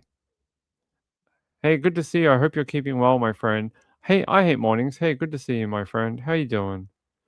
Winter Steel said, so they weren't cared for at all. They cared for them, but of a very basic care. From what I understand, when they did an investigation of the place back at the time frame, the report came back that the children were malnourished and that they weren't being fed properly. So that is possibly part of the problem. Oh, my friend Melissa McCurdy. Hey, my friend, how are you? High five to you. I love Melissa. She's so nice. Haven't seen her in a while. I'm glad she is listening to the show. So isn't that sad that they can't identify some of them, but they're working with DNA testing to try and figure it out. I hope they end up getting them back to their families and then they turn the area into a memorial. I'm sure, like we've heard in Canada, Australia, and Europe, that there's more of these places that just haven't been looked into. Like there's ones in Canada for native Canadians that they reckon there's like thousands of bodies, not hundreds, thousands, and they haven't been able to excavate it or get the funding, and they reckon they're still working on it. So it may take us a long time. Hey Natasha, how are you? Did you change your name? What happened to your name, my friend? Why has everyone got numbers after their names now? What's going on with all of you? What happened? Who hurt you? Who hurt your names? Who's messaging me? Okay. Sorry, I'm trying to find out who is... Okay. Yeah, all good. YouTube. Who hurt you? YouTube. Blame them. Sweet Emma said, I don't even want to see any Lifetime movies about this. I don't know if there is any. YouTube changed it. Why are they doing that to people? Let people have the names they want to have. I don't know. Maybe our people from Europe. There was one on Apple. They did do one called The Missing Children in 2021. It's a 3-part investigative docu-series. Uncovers the harrowing discovery of nearly 800 children's remains found on the grounds of the former home. Did we hear they actually found 800? I think we heard they found around 100, and that there was possibly 800 at one point, but we don't know what happened to them. It is also available on Amazon Prime. I don't know if it's my type of thing. I don't do a lot of children cases or documentaries. They are very hard to watch. Very hard. YouTube broke. Yes, I do remember. I do remember something like that. Yes, I like documentaries too. I watch a lot of them. Ping watches. I find by the time we get out of doing cases for the day and true crime for the day, I'm just like, I don't want to listen to any more news. I'm like, I'm done with the news. So I'll go watch something on sport. I'll go watch a documentary. I'll even go watch something like, do you guys know you guys know Brad Mondo, right? I'll go watch Brad Mondo because it's funny as hell. The other one I'll watch is sometimes I'll watch Hope Scope. You guys know Hope? Sometimes I'll watch Hope and I'll watch her just like open random products, and I just need something that is not just something that like looks, pretty or whatever, and I don't have to think about it too much. I don't want to have to think all the time. I don't want to have to like, break down the information. My mind is just mush by the time we get out of here. Ping watching hair. I like Brad Mondo. He's funny as hell. I like how he gets mad at people for dyeing their hair or whatever. He's always like crying and he throws a chair at the screen. It's a lot of fun. Kelly. I like to listen to people reading Reddit. What? That's not a real thing, is it? There's channels on YouTube where people read Reddit. What, like a ASMR type thing? Like you just hear them reading posts like about someone's like, I'm a 35-year-old guy and my girlfriend has a problem. She has a pet echidna and it's coming between us in our relationship. What should I do? Do I stay with her or do I move out? No, am I the asshole one? Yeah, I mean I don't really like that. I don't really care. The problem I find with a lot of those is it's kind of like Quora. You know Quora, the website? They're all made up. They're all just made up. It's always like some teenage kid trying to be funny. And it's like a lot of the ones on Quora are like, I found my daughter using a toothbrush. How can I beat her to death? Like that's what it is. Like, how can I punish her by beating her to death in her bedroom? And it's like they're obviously just rage bait. And they're getting people to be like, don't kill her. Just teach her that toothbrushes are good. Like it's like, go away. Stop it. How dumb do you think we are? Like they're all like that. They're all like, I found my daughter wearing a bra. How can I murder her? Like, it's just so stupid. It's so dumb. Sweet Universe said, it is, she was my grandfather's. Ah, that's not good. Gayla said, look for channels like Two Hot Takes and Dusty Thunder.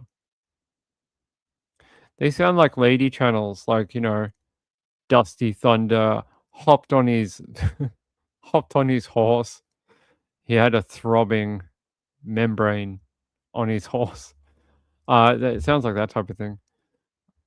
Espion said, I have friends who ask me to read their books and record them. Apparently, I have a very calming voice. Oh. Says not one of my children. Well, at least your friends appreciate it. Kelly said, so much rage bait online on all the platforms and apps. Quora is just, you guys ever seen it? It's just terrible. I swear it's just full of bots now. His real name is Dusty Storm.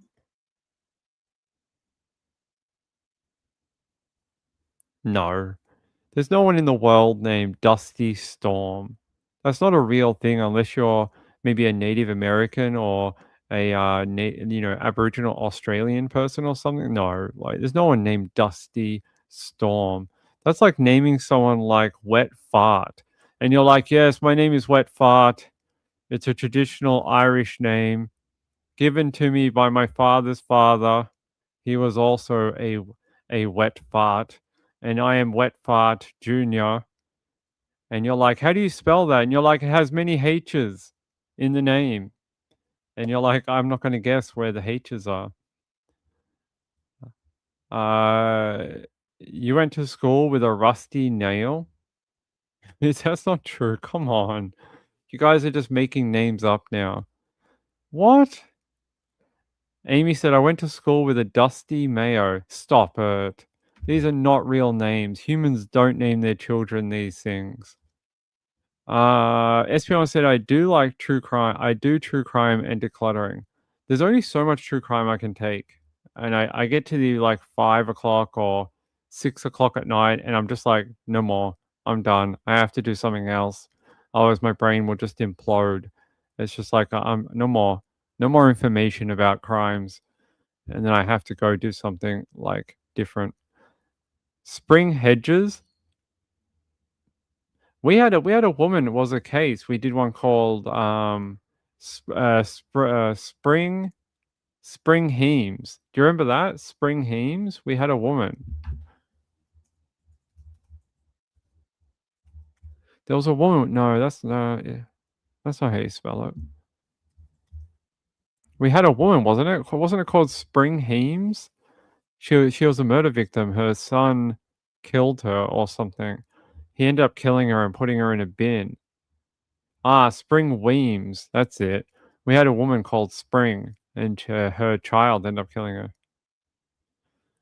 Amy said, I need to find my senior yearbook. I swear that Dusty Mayo was my marching band little brother. I need to see the yearbook. You're going to have to bring me the proof.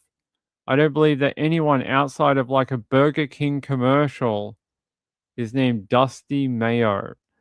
I feel like that is a Burger King commercial. They're like, coming to Burger King next week for Halloween. We have the once a year event. We're bringing back Dusty Mayo. You can get it as a side on all your burgers. You can have our new Dusty Mayo burger. That's exactly what it sounds like. It sounds like a made-up name by Burger King. Sweet Universe said, that's why I skipped the Gabby Petito story. Oh, because of her name? Because you believe she didn't have a real name? I think Gabby's a real name. Petito's a bit different, but I'm sure there's more Petitos out there. Sorry, Brad Mondo. Yeah, that's right, with special dusty sauce. That's right, at Burger King. That's what happens when you go to Burger King.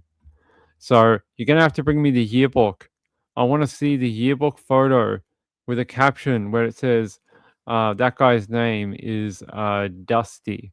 You're going to have to show me, and his last name is Mayo. Smosh?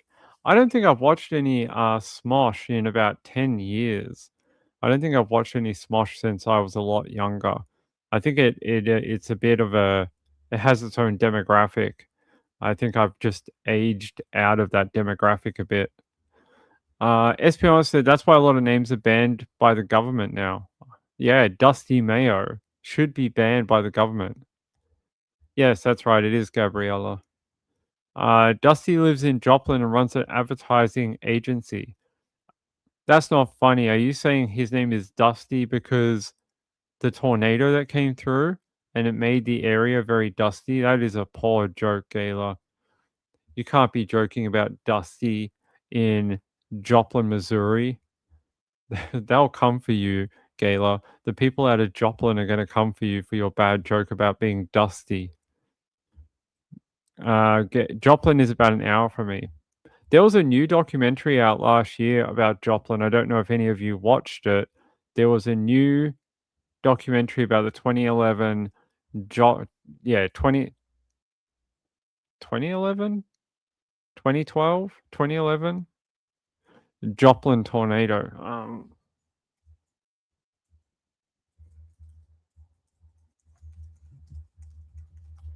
There was a new one that came out. Yeah, it's called Twister Caught in the Storm. It came out last year. It's very good if you haven't watched it. It's a pretty good one about Joplin, and it details a lot of what happened on that day. It's probably I would consider the definitive account about what happened that particular day. If I can get the poster up for you, I'll show you.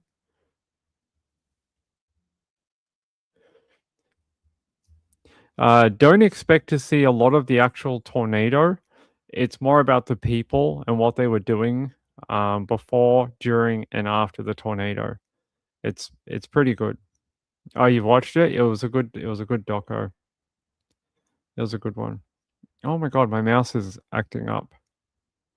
Leisha said, I love Brian Enton. I got to chat with him for 15 minutes at the end of a meet and greet at CrimeCon last year. I told him I wanted him to be my new bestie.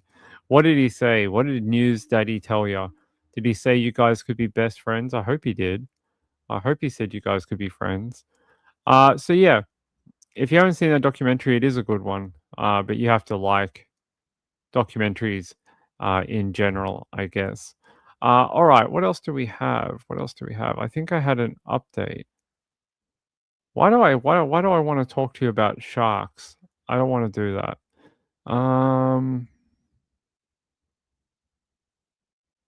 I feel like I have another case that I'm supposed to be telling you about.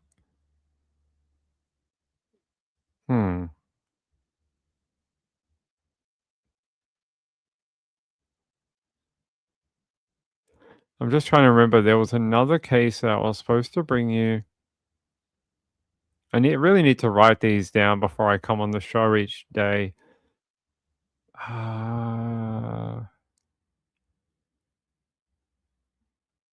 Was it the diving thing? I don't think so.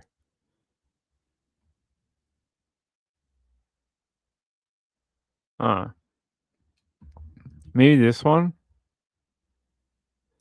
will take you out to what is this? BRG?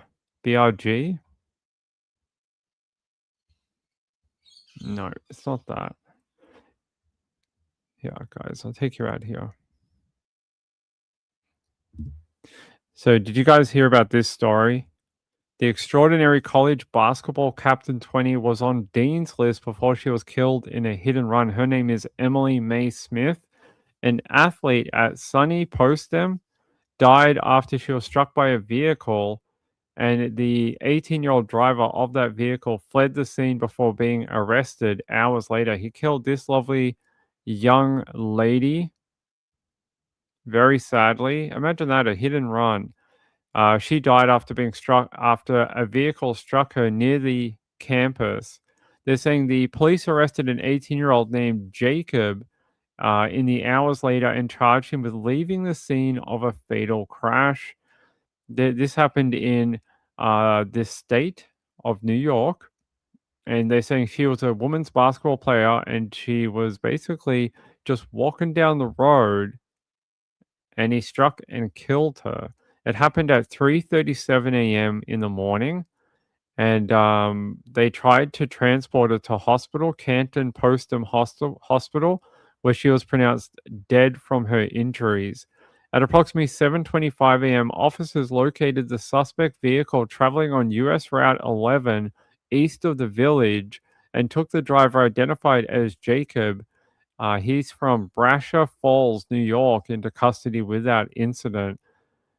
They're saying that she was quite an accomplished sport player and a great captain, not only someone talented in sport, but also academics, ending up on the dean's list of her school.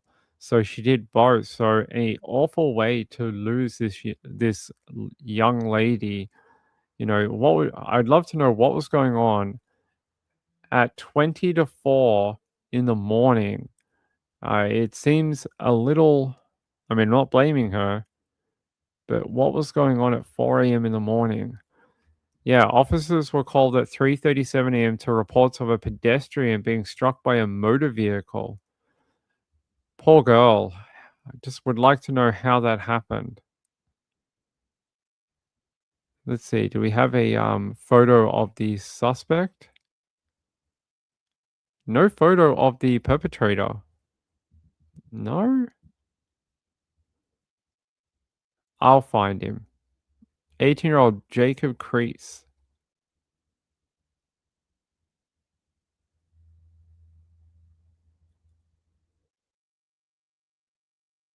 I got a video. Potsdam. There we go.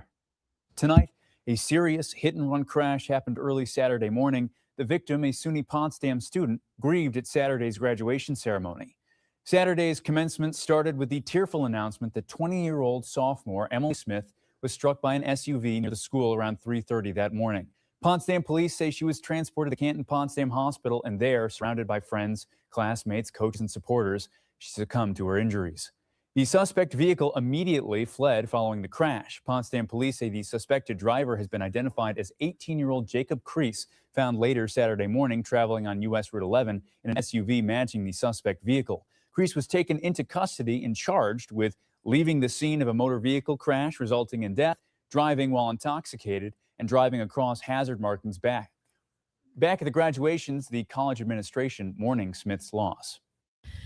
Today, we are being asked to carry two truths together: the profound grief of a tragic loss and the joy of celebrating real accomplishment. They are both true and deep emotions, and one of the most human struggles is to experience both simultaneously. I hate that when people get so close to like these life events like graduating and or commencement or starting school, the school year. It just, these poor people. 3:37 a.m. No, I can't find a photo of him. It's really a little odd, but I can't find anything on the guy. Yeah, I'm just having another look if we can find anything about him. You would think there would be, considering he's not a underage person. Ah, is that him?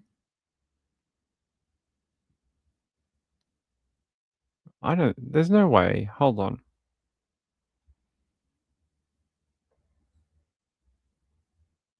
They're saying this is the guy here. I found it. This is Jacob Kreese facing multiple charges, including driving while intoxicated after fatal hit-and-run crash that killed the Potsdam student Emily Smith. That's him there. Okay. I find it interesting that he wears the same hat in every photo. That may be a sign of a serial killer. Maybe. DUI? Did he get charged with DUI? I thought he got charged with just motor vehicular manslaughter. Yeah, let's have a look. No, yeah, oh, actually, yes. He got charged with leaving the scene of a motor vehicle crash resulting in death. Maybe they don't have, vehicular homicide here. Zero tolerance driving while intoxicated and driving across hazard markings. Sounds like to me that, it's interesting that he would have had alcohol in his system, knowing that he's a 0% driver. So it says zero tolerance driving, which means, doesn't that mean he's not able to drink and drive at all? So he must have been maybe not a full licensed driver. Where did they get US Route 11 east of Potsdam? Okay, let's have a look. I just want to look at the area and see what it looks like.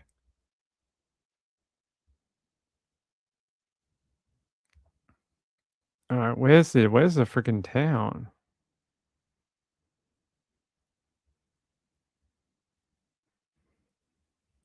What state are we in? New York, right? That's Maryland. That's North Carolina. That's not what we want. We want New York. What are you looking for? US Road 11. No, that didn't work. We're going to have to go back. East of the town. All right. I just want to sort of see like what's there. They talk about these hazards. No, stop taking me to freaking Maryland. It keeps taking me to Maryland for some reason. We're gonna have to go north. Okay, it's 81. Give me a second, guys. So that's Albany, Carlisle.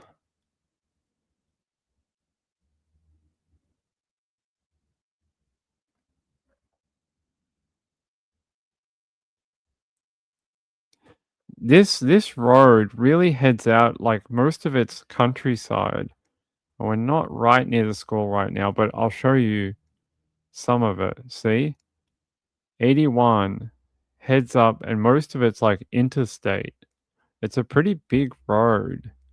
If you were walking down here as a pedestrian, like, you see what I mean? Most of it's, like, that kind of interstate. Let's go out. Let's go north a bit. Oh, we're in Pennsylvania now, apparently. No, we don't want to be in Pennsylvania, guys. Harrisburg, PA, Baltimore, New Jersey, New York. We want 81.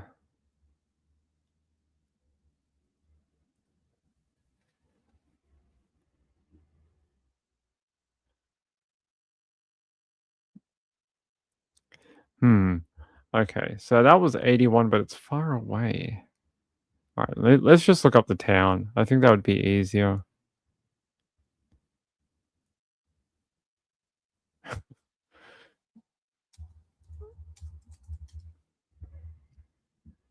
All right, let's have a look here. Maybe it'd be easier if we just start from the town. Okay, so they were on US Road 11. Well, 11's here, okay.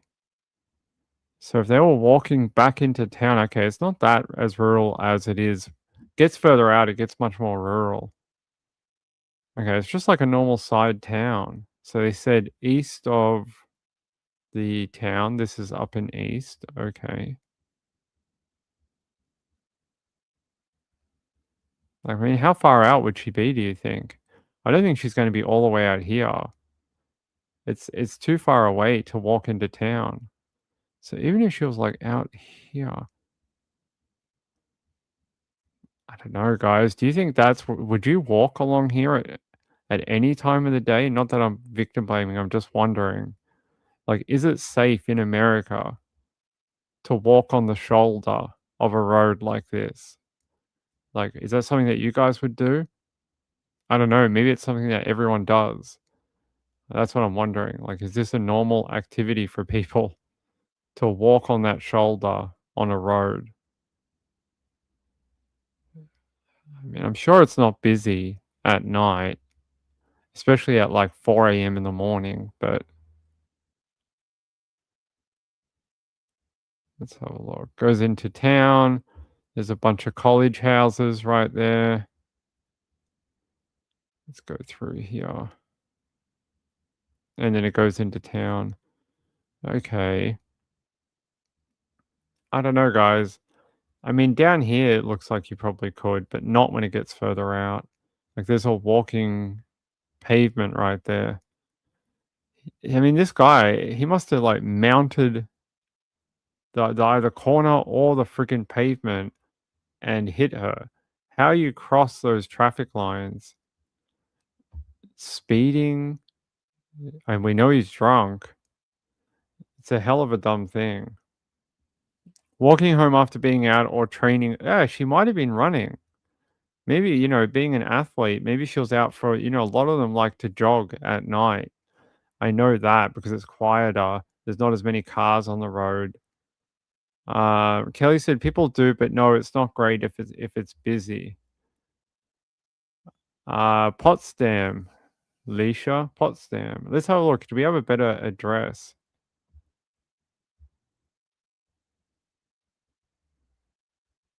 Oh, here. Police said it happened at 3:37 a.m. on Pierrepoint Avenue. Huh? They said US Road 11 on the other one.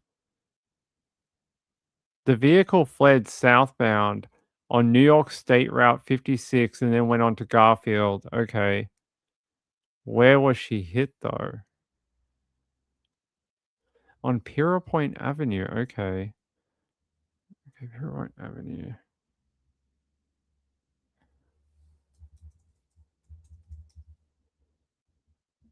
I'll take you to a different route.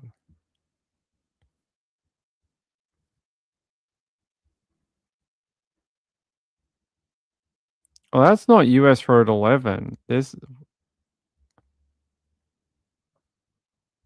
They're saying it happened on this road. The other article says it happened on US 11, which is here. The only thing I can think of is it happened through here, like through this park area. You know how they keep naming two different roads? Because one is south of town. Like this is going south out of town. And they said east out of town, which this is going east out of town. Very confusing reporting. But maybe she was walking through here. I mean, that would make a lot of sense. Either way, that guy had to have mounted a curb to probably hit her. And then he sped out of town. He went on 56, which is up here, right?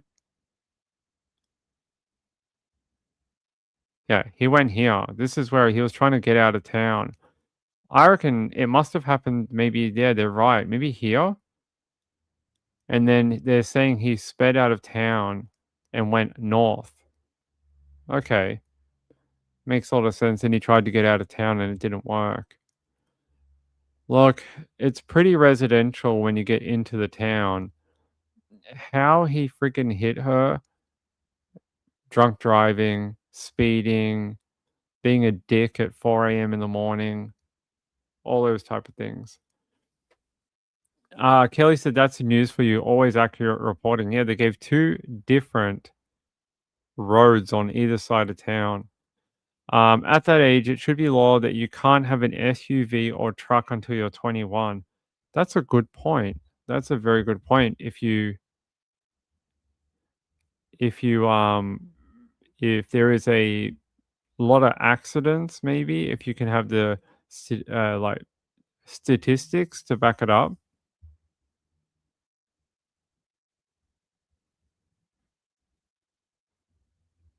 They said here, officers responded to the area near Pira Point Avenue. Okay. Officers responded to the area around 3:37 a.m. for reports of a pedestrian struck by a motor vehicle. Okay, so no, he tried to leave on US 11, then he changed, crossed, and then tried to go up US 56. So no, that was him fleeing the scene. Okay, that makes a lot more sense. So, okay, now we know. She was hit here. She was hit right here. He fled the scene. At first, he tried to go up US 11, and then he changed his mind and then went up here and went north. Officers eventually caught up with him up here and stopped the vehicle. She was hit down here. So, looks like she would have to have been on the side of the road. Yeah. Oh, there's a footpath. So he mounted that curb and hit her, or like you guys were saying, she may have been jogging, like to keep fit for basketball. She may have been jogging on the side of the road, but you would think at 4 a.m. you just use the footpath because no one's going to be around. But either way, this idiot has mounted that curb, killed this girl, and then decided to run. Instead of offering her help, instead of stopping to check on her, he went, do you know what I'm going to do? I'm going to try boot it and get out of here. Sweet Universe said, I warned my mom about driving while drinking. She didn't care. You warned your mom about driving while drinking. Your mum. Not your mum warned you. You had to warn your mum about drinking alcohol in a car. I'm sorry your mum doesn't know that. That's a weird thing to have to warn your mum about. All right. We have some more photos of it too. Apparently there's been some big memorials for the poor girl. There's a photo of her. There's an in memorial thing that her team did. There's another photo. Nice looking girl. How sad. Beloved basketball college player tragically killed in a hit and run accident. Damn. You never want to hear that about a very talented young person, right? She's very talented, on the dean's list, played basketball as well, and was struck and killed by this absolute dumbass here. We'll have to see what happens and what charges he might get. But at least he is in jail at the moment. He's in jail. He's not getting out. Let me just search his name one more time.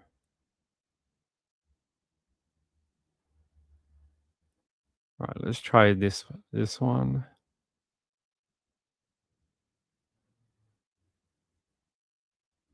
That is definitely him, apparently.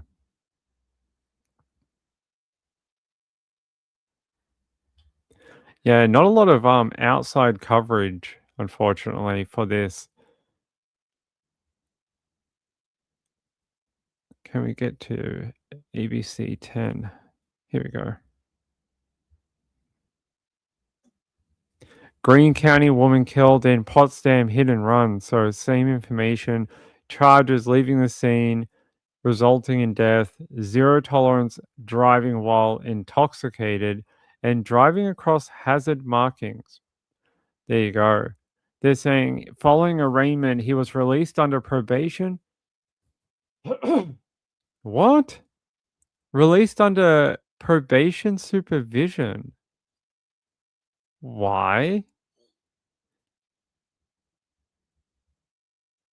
What? I don't understand how he gets out of jail after killing someone. That's not okay.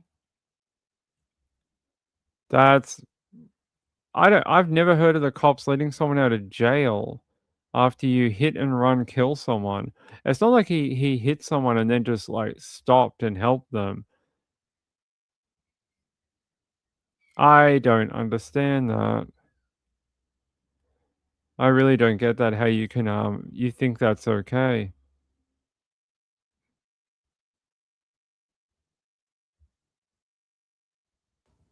Thanks, John. Police say a SUNY Potsdam basketball player died in a hit-and-run crash this weekend. 7 News reporter Thomas Caffarella went to campus to learn more about how Emily Smith will be remembered. He also talked to the police about where the case stands. It's likely a message Potsdam women's basketball head coach Brittany Cohen will never erase from her office whiteboard. Biko, you did great this season. You know, and that's just the kind of kid she is. It was left by SUNY Potsdam sophomore Emily Smith at the end of their basketball season. Smith was killed over the weekend. I think the campus is still in a state of shock, disbelief, trying to process the tragedy which occurred early Saturday morning. Potsdam police say it happened around 3:30 a.m. Smith was visiting a friend's house on Pierpont Avenue when 18-year-old Jacob Kreis, driving an SUV, left the roadway and allegedly struck Smith on the front lawn. She died from her injuries. Police say Kreis fled the scene and was found a few hours later. Ah, there we go. That's what happened. She wasn't jogging. She was just at a friend's property. And you see from that video, look how far he came off. Hold on. This is where she was hit and killed. Like, this guy, what was he doing to get that far off the road? Like, he's about, you know, like a couple of meters off the roadway. What an absolute idiot. Standing on her friend's lawn in the driveway. She should have been safe. Like, I'm sure you guys stand out the front of your property near the driveway all the time and don't expect some dumbass in a car to come at you and hit you while you're standing outside. That is ridiculous. Yeah, just standing outside the house talking to a friend. And he somehow left the road, hit her, and then continued and tried to run. No, this is New York. Leisha said New York does let people out on bail. I don't know how in most other places, you are not getting out on bail for killing someone with a car. No, it was New York. Yeah, very tragic. I got no idea, but there's a charge on his thing that is, where is it? It's like zero tolerance. I suspect that means he does not have a full license, right? like if you don't have a full license, you can't drink. Is that correct in the US? I'm just trying to find out like what that means. Yeah, zero tolerance driving while intoxicated. What does that mean? No, New York.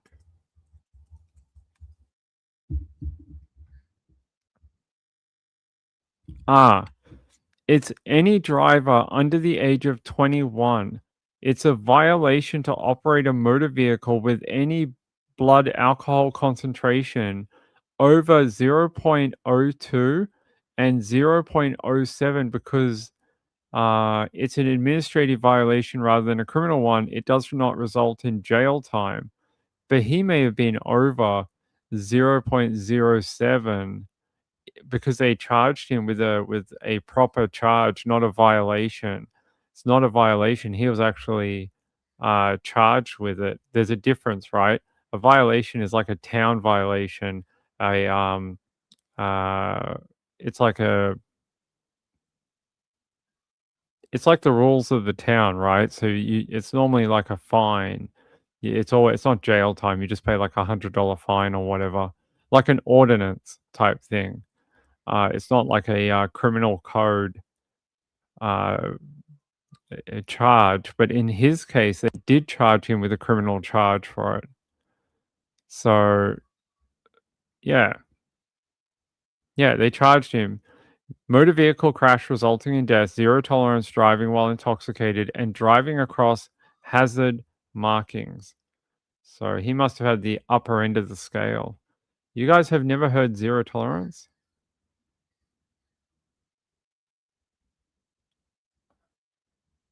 He's under 21. Okay, so no alcohol. Oh, that's right. That's right. Sorry. Sometimes I always forget that you guys have 21 and we've got 18. It's so built in that we're 18.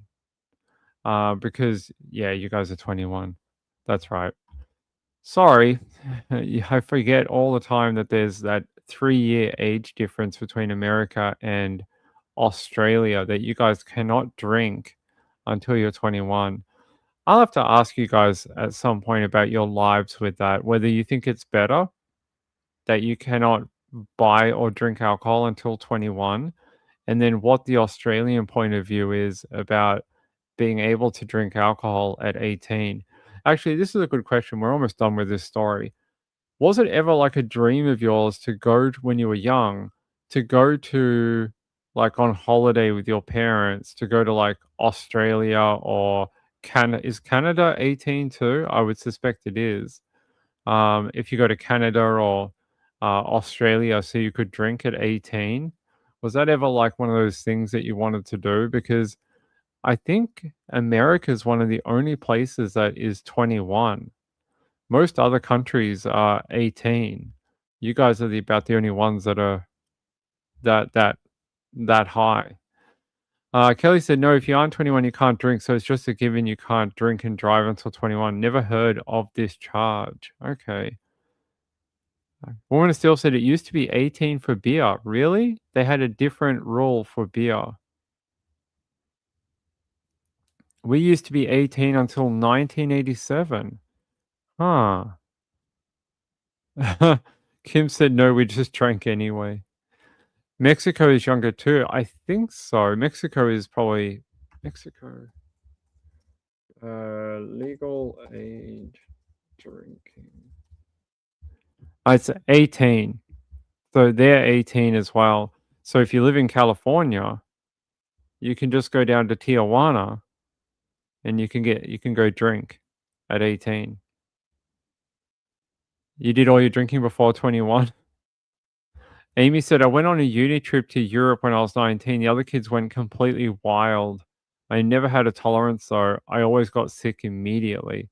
That's very interesting. Gayla said, I think it's stupid. You can join the army and go to war, but you can't buy alcohol. If you're in the army and you join up and you're 18, what happens when you go to military? Like, if you're deployed, they have alcohol on bases that you can get. You can get like alcohol beer. Do they allow you to drink? I would suspect the answer is yes. I would think that there would be no like restriction for under 21. I hate one says when I was a teen, there were states that were 18 and we drove over the state line. So at some point in the last time, they upgraded all of it federally. So it's like a federal thing. Is that what happened in America? And it became 21 for everyone. You know, what year did 21 drinking age become? What year did that happen? Oh, the national drinking age effectively became 21 in the US when Congress passed the National Minimum Drinking Age Act on July 17, 1984. Rather than setting a direct federal age limit, the law requires states to raise their drinking age to 21 by October of 1986 or forfeit 10% of their federal highway funding. All 50 states and Washington, D.C. eventually complied by mid-1988. There you go. I did not know that. That is very interesting. I thought it was always 21. I thought you had to be 21 like the whole time. Like that's sort of the message we had in Australia growing up that what is going on? There we go. Let me pull up a photo for you.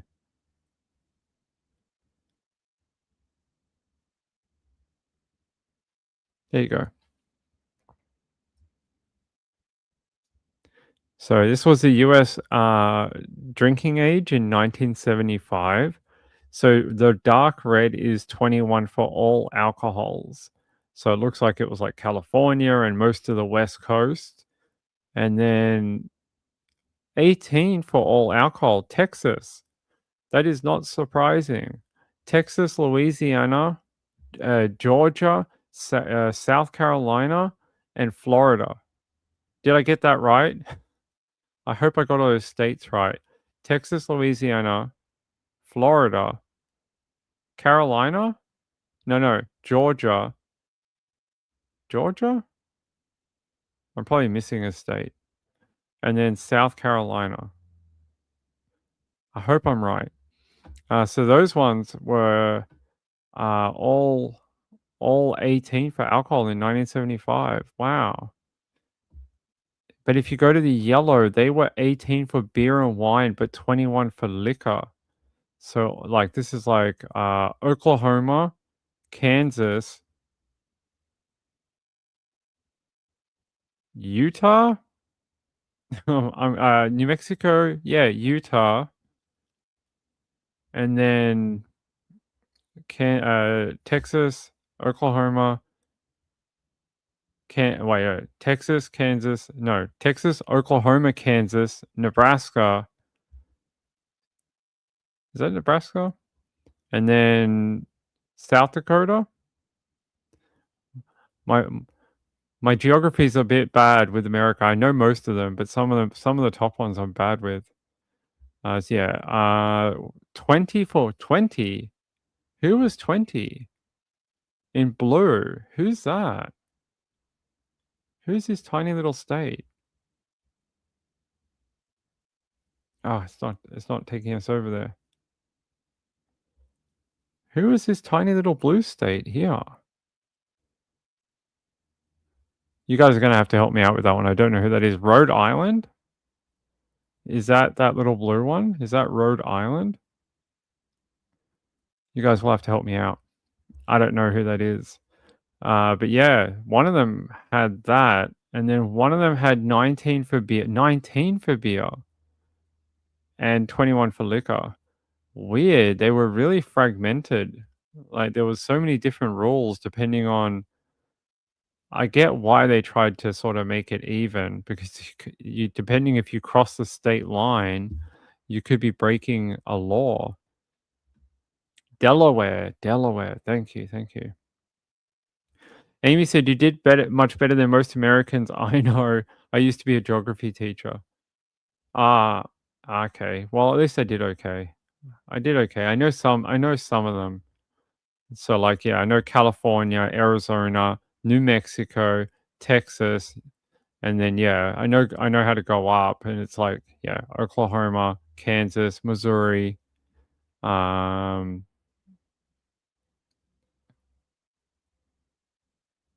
want to say actually it's Oklahoma then Missouri here.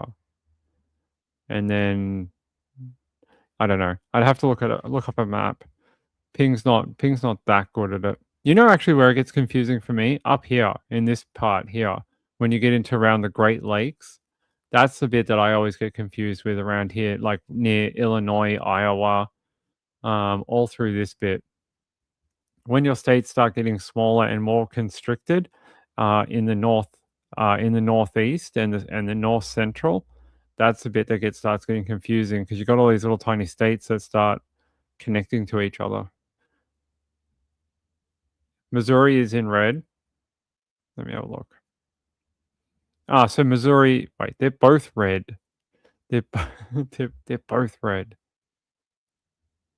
Japan is 21. I didn't know that.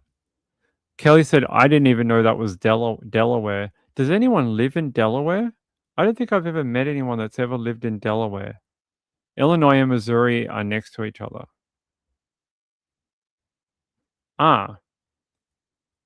Okay. Gotcha. Yeah, that makes sense. So what's next to Oklahoma then? Because this is where, so Kansas, Louisiana, and then here, this is Joplin, right? So Joplin, I know Joplin's right here. So where the Kansas border is, I mean not Kansas, where the Kansas border is, and then the Texas border, when you get this triple point thing here, Missouri, Joplin's like right there on that corner. Because that's where the storm went. The storm picked up. It started in, I think it started in the northeastern point of Texas, and then it sort of crossed the border, and then went mental, and then started dropping a tornado. So I'm pretty sure that's right. Wyoming. Ah. You guys don't even know your own country or state.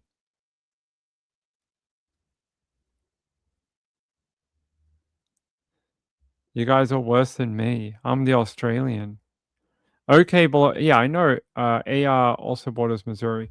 I know I know this is Texas. That's Oklahoma because you have the panhandle. Panhandle of Texas also has the panhandle of Oklahoma.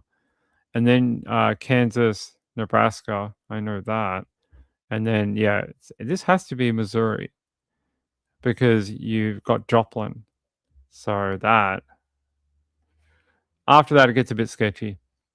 After that, where the storms happen, I know where the storms happen. Amy said, there's a reason why I'm an ex-geography teacher. It's too depressing. I reckon I could learn it. I reckon I could tell you every state in America by the end of the month. Arkansas? Hold on. I reckon I could learn it though in a month. Hold on, let me have a look. Let's go to the map. Let's go to the other map that has names so we don't have to guess. Let me see.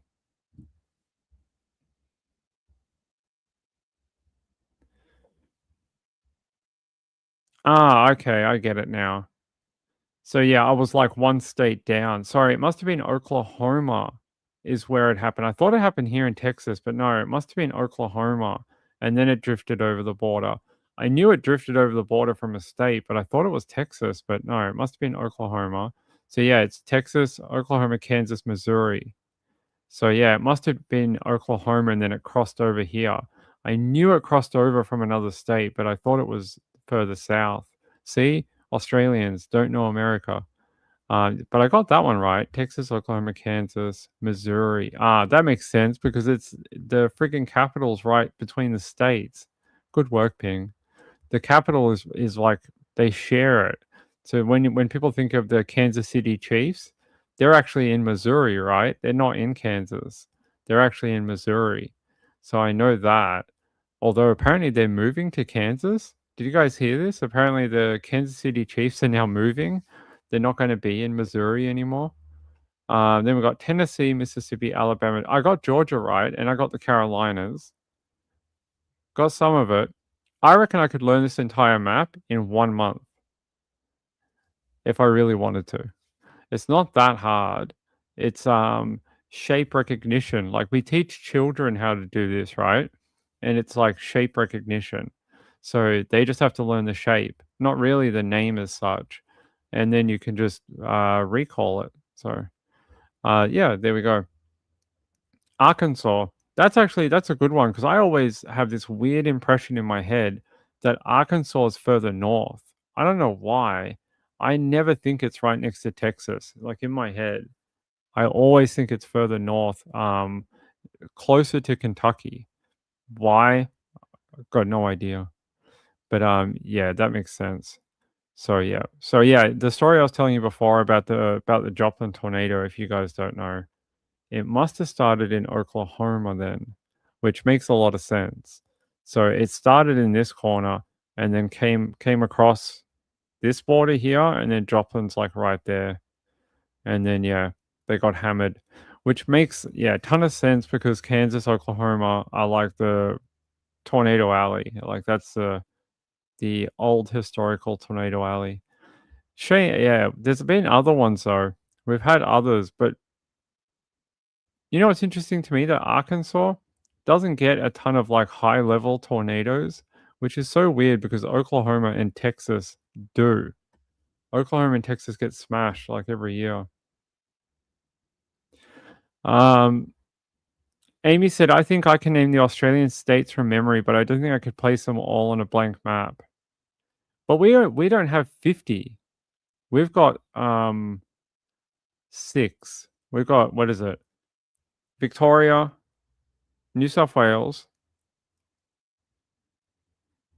New South Wales, Queensland, Northern Territory, WA, South Australia, Tasmania, and the ACT. Did I miss anything? I think I got it. Wait. Victoria, New South Wales, Queensland, Northern Territory, Western Australia, South Australia, Tasmania, and the Northern Territory. And the Australian ACT, Australian Capital Territory. The tornado started. Let me have a look. The Joplin tornado path. No, the tornado started in Joplin. Pretty sure, anyway. And then the storm itself started across the border. That's what happened with that. Here, can we get the... No, that's not the one we want. That's the damage path. We don't want that. We want the storm track. So we can get the damage path. That's not a problem. That didn't work. We don't want that, though. We want the...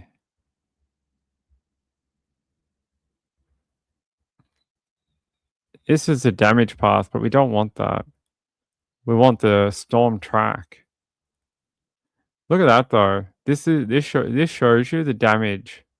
So this shows you like light, medium, and heavy, and the red is demolished. Like there was nothing left. There was nothing left of the homes. So you can see how it came into town. And you can see where like the most major damage was. And you're looking like, you know, tornadoes are really damaging, but they're so localized. See how it's only like a block or two from the actual tornado?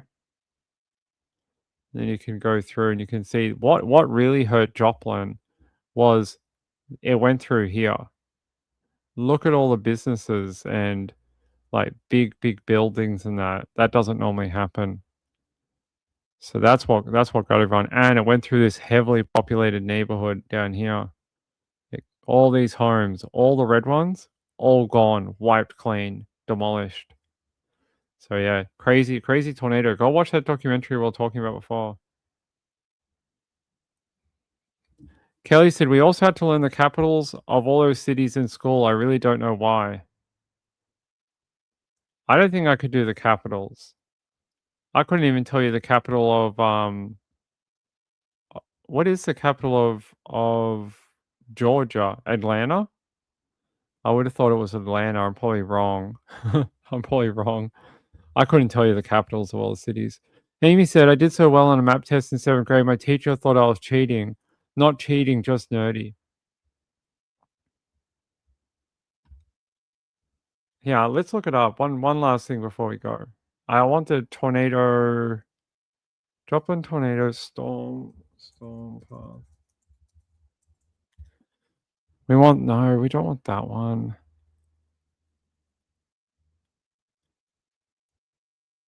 It's not the one I want. The one I want shows you where it came from, not where the tornado happened. Like, see, there's the path as it came through Joplin.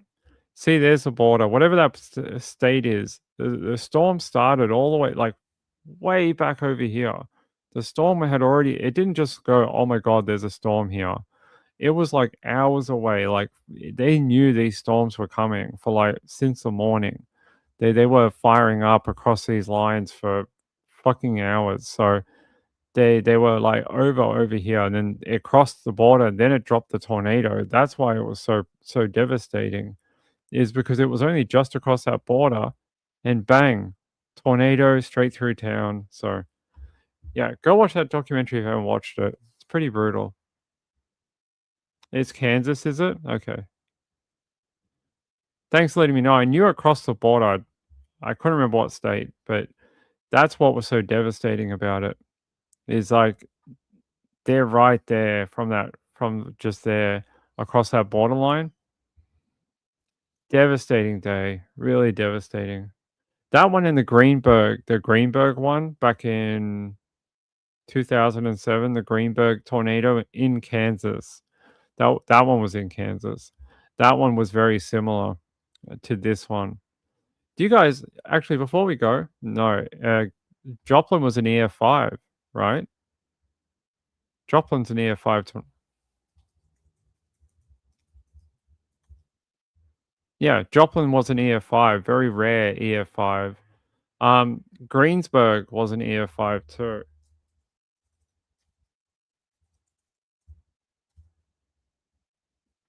There was a strange, I don't know if many of you remember this, there was a strange documentary that came out in the years after Greensburg. So if you don't know Greensburg, that was one, if you never watched the Greensburg storm footage, go watch it. It's one of the most brutal tornadoes. This is what Greensburg looked like in 2007 after that tornado came through the town. This small town called Greensburg, there's nothing left. Like, the whole town was gone. There was literally nothing. They had to bulldoze most of this and rebuild the entire town from scratch. There was just there was nothing left, no houses, no support. Whole thing just got swept away. But there was a documentary TV series called Greensburg that came out in 2008. And what it was, it documented the rebuilding efforts of the town. But since then, it's been gone. I've been looking for it for like 10 years, and I've not been able to find it. I think it was narrated by Tom Hanks. I think Tom Hanks did the narration for the TV show about the rebuilding efforts for Greensburg. So, Kim said, look up where I know where Webb City is, actually. In Missouri. I know where that is. I've been there before. Actually, I think I have been there before. So you were just north of Joplin. So the storm track would have had, well, it would have had you in the firing line with that storm. It wouldn't have hit you, but you probably would have had heaps of warnings saying the storm was coming up towards you. I don't think it would have ever made it. Although, didn't Joplin then produce a second tornado just after Joplin? I'm pretty sure it did. I don't know what happened to Webb City, whether they actually end up getting hit. but they would have been in the firing line. There would have been warnings going off all day, all night, for hours. There was a second tornado? I thought so.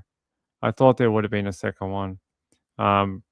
Pretty sure that when the first one lifted, a little bit later, a second tornado came down. I can't remember how strong that one was. I can't remember if that was as strong as Joplin or it was an EF3. Can't remember.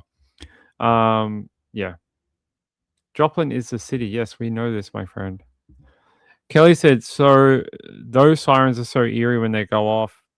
They're worse when they go off at 2 a.m. in the morning and people are sleeping.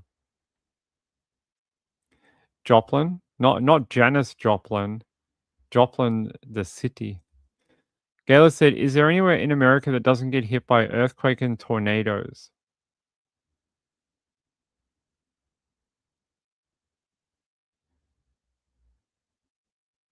I don't know. There would be. I think it would be in the north. Arizona? Arizona get earthquakes, don't they? I would think so. No? Yeah, I would think earthquakes would be almost the entire nation because there's two types of earthquakes in America. There's the ones from the drilling, the fracking, and you guys get a lot of earthquakes from the fracking. And then there's the natural earthquakes too. Tornadoes happen throughout the Midwest and the Plains area, and then into what we used to call Dixie Alley, but we're not allowed to call it that anymore because apparently it is racist.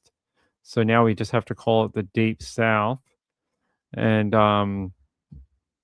so tornadoes happen to 50% of the US. I'm not sure.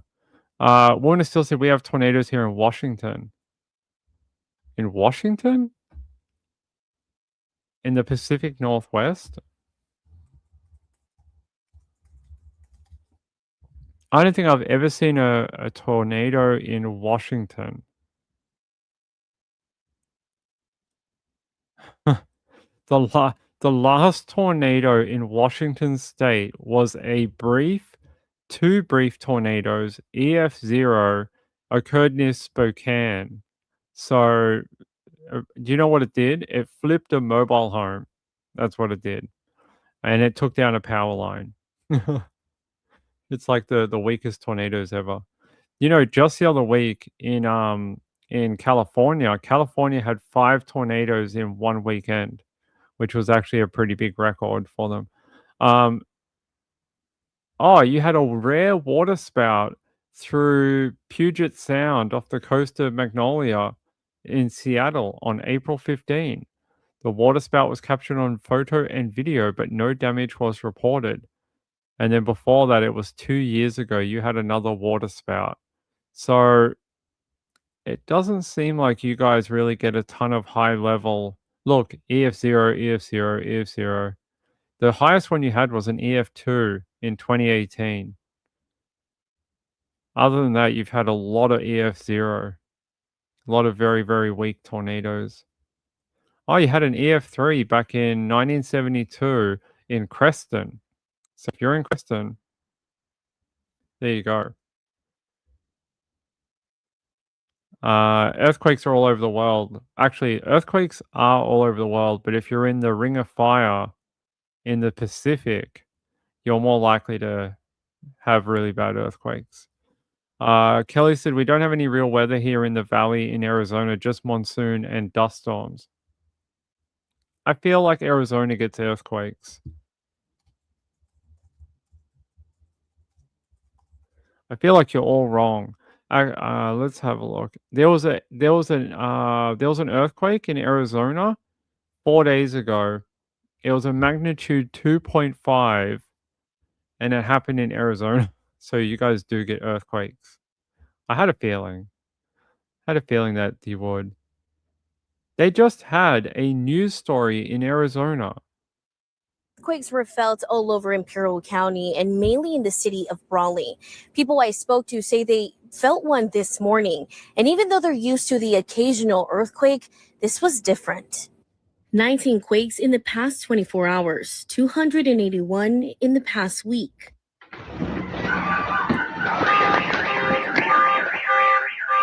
of a sudden, I remember hearing a rumbling sound of a very. It sounded like it was going to be a big earthquake, but I didn't expect it to be that big. Thomas Berry lives in Brawley, California. He says it happened quickly.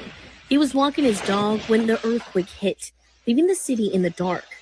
We got breaking news. Huge earthquake, unknown of what pointage, but a huge earthquake here in Brawley. Whole power's out. Barry tells me his home was covered with broken glass. He also sent us photos from local grocery stores, showing what happened to the shelves. Another local who felt the earthquake tells me she lives on the 4th floor of her apartment complex. And I was in bed, just like on the phone, scrolling, talking. All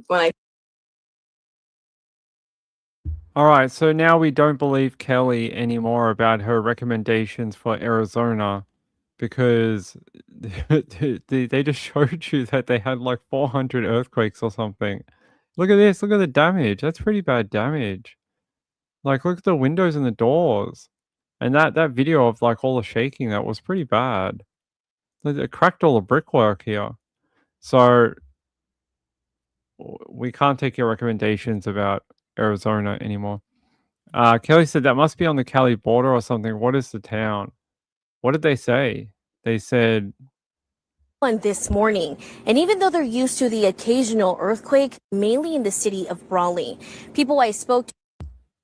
They said in the city of Brawley. Where's Brawley? Brawley? What county was that? That's all right. I don't know where Missouri is, and you guys don't know where earthquakes happen. I think that's a fair exchange. What town was it? 81 in the past week. Past 24 hours. This was different. 19 quakes in the past 24 hours, 281 in the past week. Southwestern Arizona, they said 281 earthquakes. 281 earthquakes. That's California? They said, didn't they say Arizona? Southwest Arizona. Southwestern Arizona on alert after series of earthquakes. Let's have a look. Earthquake, Arizona.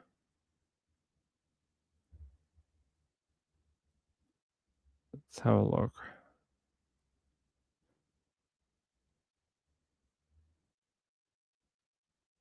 Just trying to see if there was like a better map that we could have a look at. Recent earthquakes near Arizona. Okay. It seems to be down near the desert region is like most of it.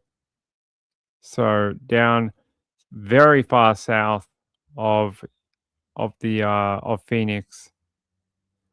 So it's probably, near the Sonoran Desert is probably what I'd think. Probably, you're probably right. Probably on the border with like near San Diego and Mexico.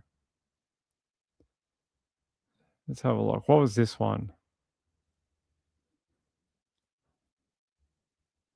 That was the 2.5. That was 4 days ago. Yeah, it's not on the border of California as such, but it is on the border of Mexico.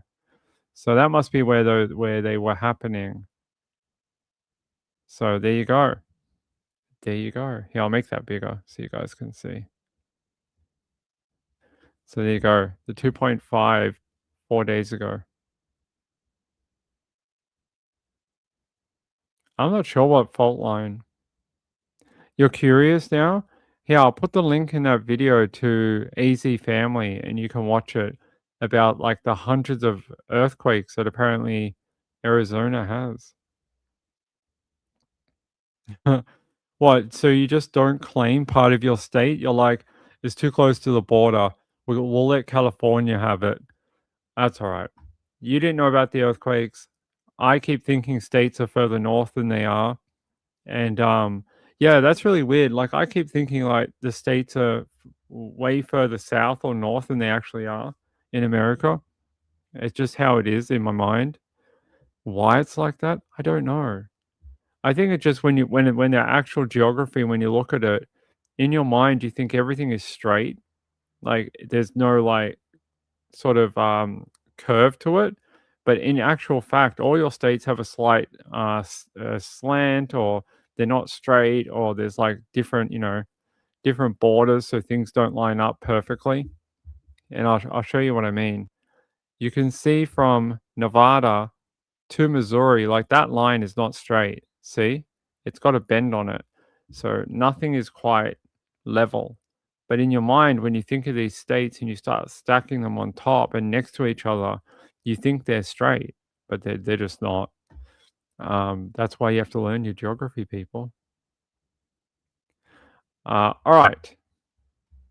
Let's get out of here, you crazy people. If anyone finds that documentary, that Greensburg documentary, send it to me. Because I've never, ever been able to find it. It's an old TV show. Oh, it wasn't Tom Hanks. I think it was, is that Leonardo DiCaprio? What? Was that Leonardo? Yeah, oh, it wasn't Tom Hanks. It was Leonardo DiCaprio.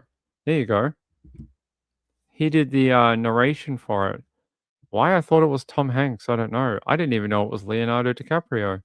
But yeah, Greensburg is an American television series broadcast on Planet Green Television Network. What network is that? Never heard of Planet Green Television Network. The show takes place in Greensburg, Kansas, and is about rebuilding the town in a sustainable way after being hit by an EF5 tornado in 2007. It ran for 3 seasons from June 15, 2008 to May 3rd, 2010. And it has 20 episodes.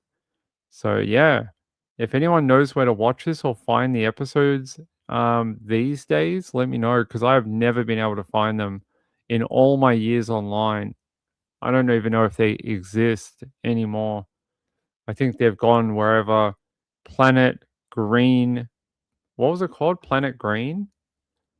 Planet Green Television Network. Never heard of it. Who is Planet Green? It's called Destination America now. So you guys know this channel, Destination America. That used to be called Planet Green, apparently. Okay. If anyone knows where to find it, let me know, because I've never been able to find it. Yes, thank you. Everyone have a good day. I hope you enjoyed the first part of the show. Yeah, Kelly, that's okay. That's all right. I got half of it wrong, but I have an excuse. You don't. You're an American. I'm Australian. I can pretend like I don't know where your states are. All right, hold on. Let me check something. Phone is not working. What? Hold on. Hey, I want to thank my friend in the chat. Thank you for your donation late after the show yesterday. I appreciate it. And for Sean as well. Sean, thank you. I appreciate it. He also did 2 membership giftings today. Both of them are great. I appreciate it. All right. I'm going to get out of here. If you have anything to say, leave it in the comments after the show. Good night, everyone. Bye.